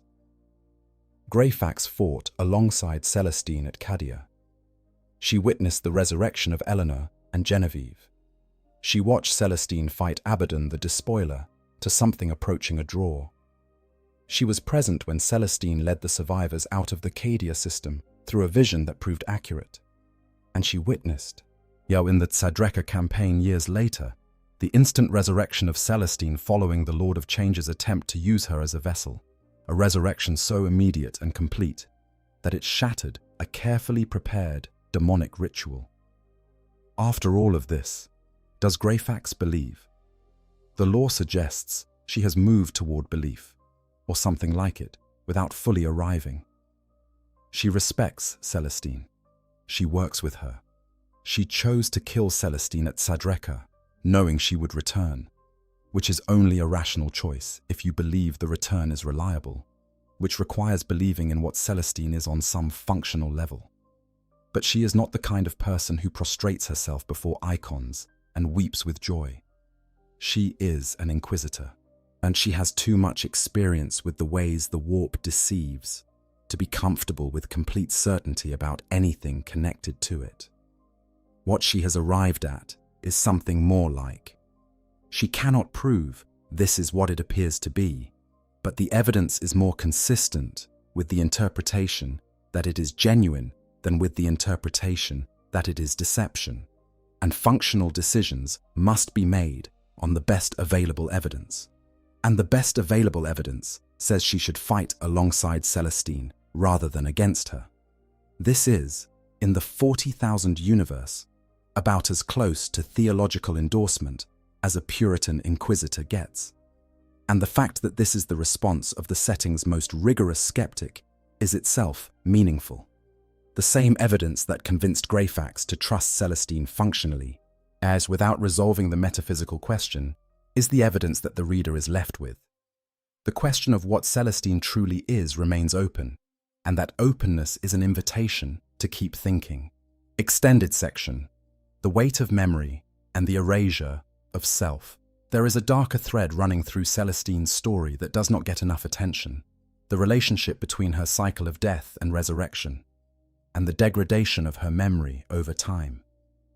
Every time she dies and reconstructs, she loses something.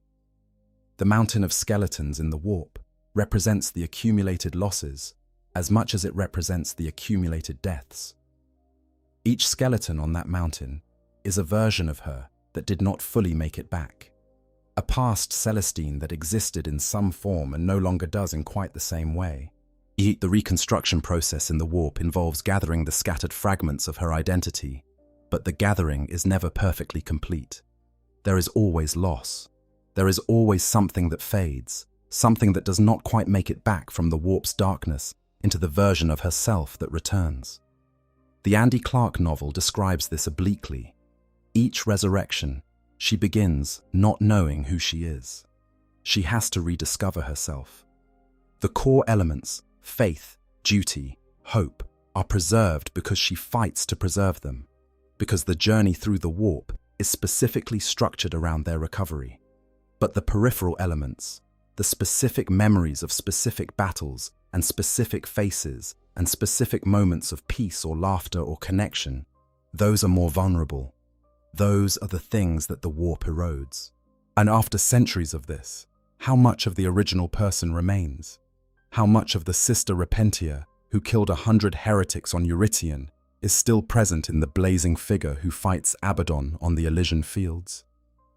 The memories may be there in some form, recorded in the archive portions of her reconstructed self, but the direct experience of them, the felt quality of having been that person in that moment, may have faded beyond recovery long ago.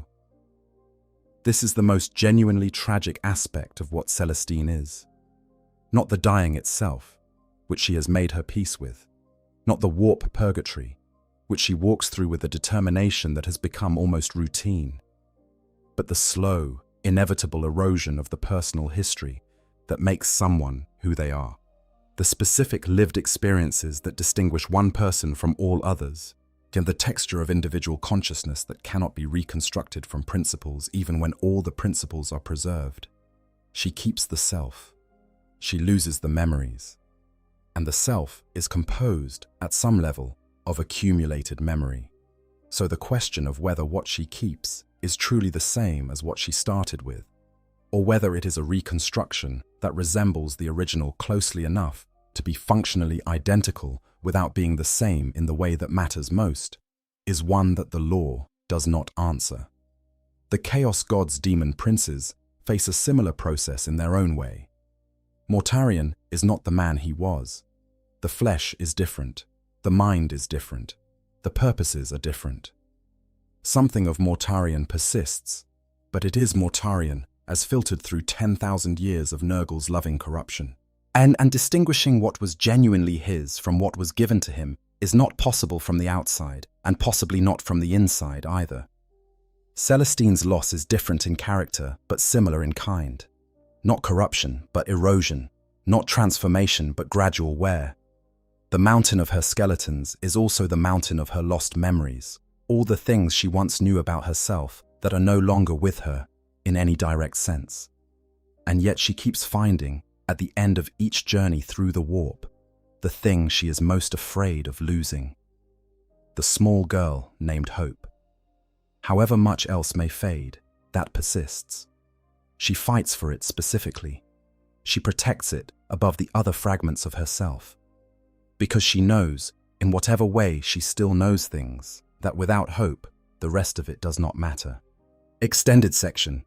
The Adepta Sororitas and what Celestine means to the Sisters of Battle. To understand what Celestine means to the wider Sisters of Battle, you need to understand the relationship between the Order of Our Martyred Lady and the idea of martyrdom itself. The order was founded in honor of St. Catherine, who was murdered by the witch cult of Menesteus. The order wore black power armor for centuries after her death, in mourning for her loss. Their entire culture was shaped by the fact that their founder was taken from them in an act of violent desecration, and that the appropriate response to this loss was not grief alone, but fierce, unrelenting vengeance that would never be satisfied. The Order of Our Martyred Lady views sacrifice as the ultimate form of devotion to the Emperor. Every death on the battlefield is understood as an offering, a continuation of what Catherine began when she gave her life in the Emperor's service. Their battle sisters charge fearlessly into situations that should kill them, because dying in the Emperor's name is not considered a failure. It is considered the highest possible form of service, the ultimate expression of faith, the moment when the gap between the mortal and the divine is most completely closed. Into this culture of sacred martyrdom, Celestine appears, and what she represents to the Sisters of Our Martyred Lady is something that the theology of martyrdom alone cannot quite contain. She is a martyr who did not stay dead. She is proof that the Emperor receives his martyrs and sends them back, and she is the living answer to every sister who has ever died in battle and wondered if it mattered, whether the sacrifice was witnessed and valued and returned in some form. The sisters would follow her into the eye of terror. They have said this explicitly in the law, and they mean it without any reservation. It is not simply devotion to a military leader or even to a religious icon. It is devotion to the proof that sacrifice means something. In a universe that often gives the strong impression that sacrifice means nothing, that the grinding of war simply consumes everyone eventually and the galaxy rolls forward indifferently, Celestine is evidence to the contrary. The Emperor receives the faithful. He sends them back. What you give in his name is not simply consumed and gone.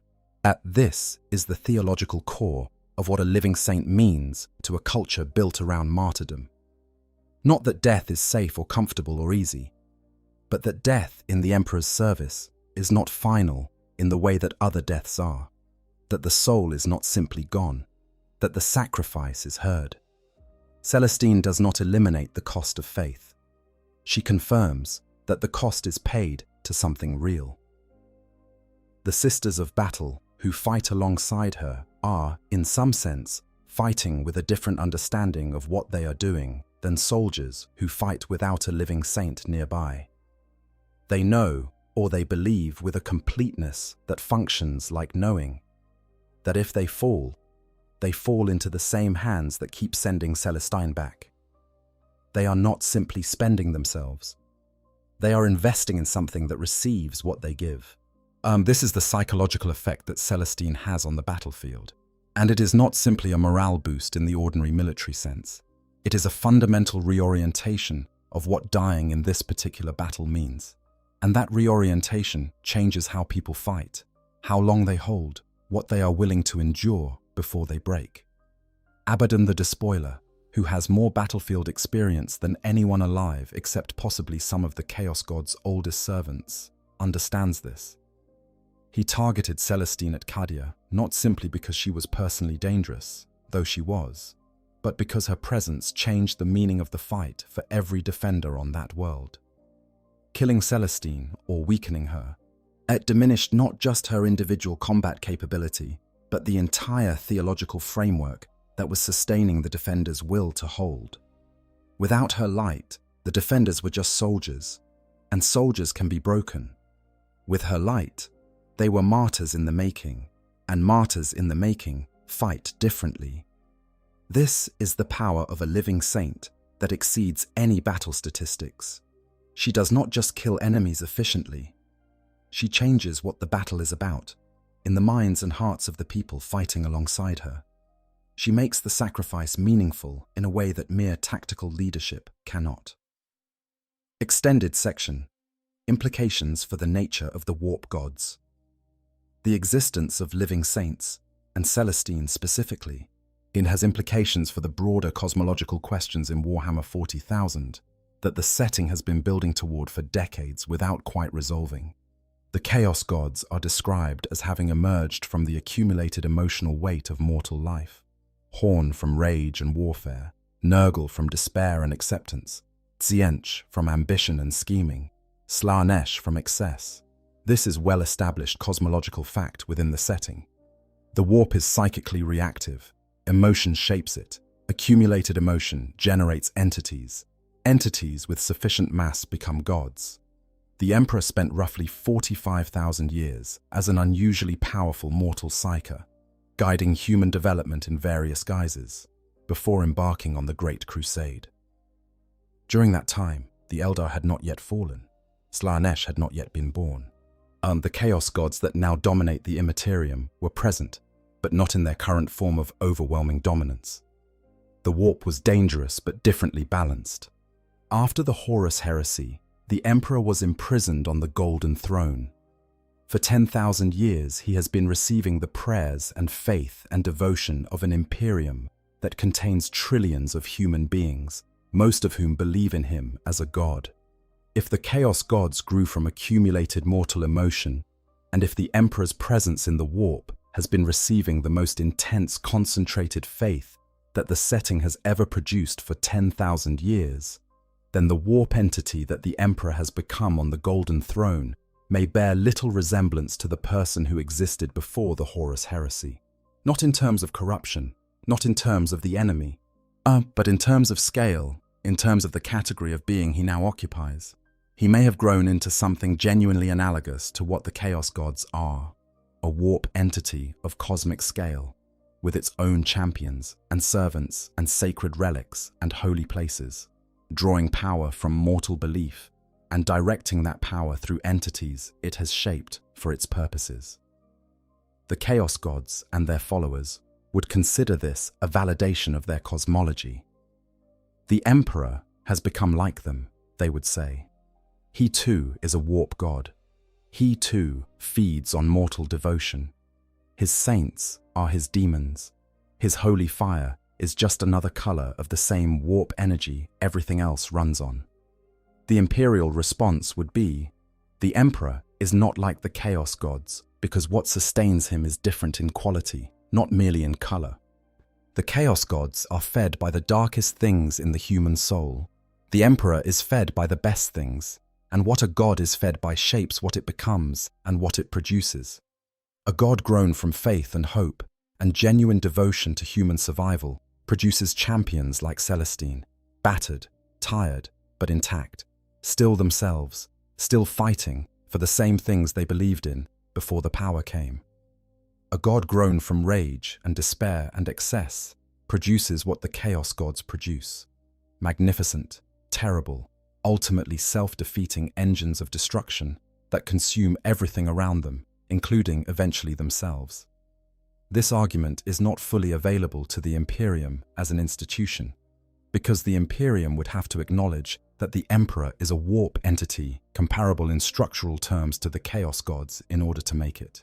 And that is not a conversation the ecclesiarchy is prepared to have with its billions of faithful adherents.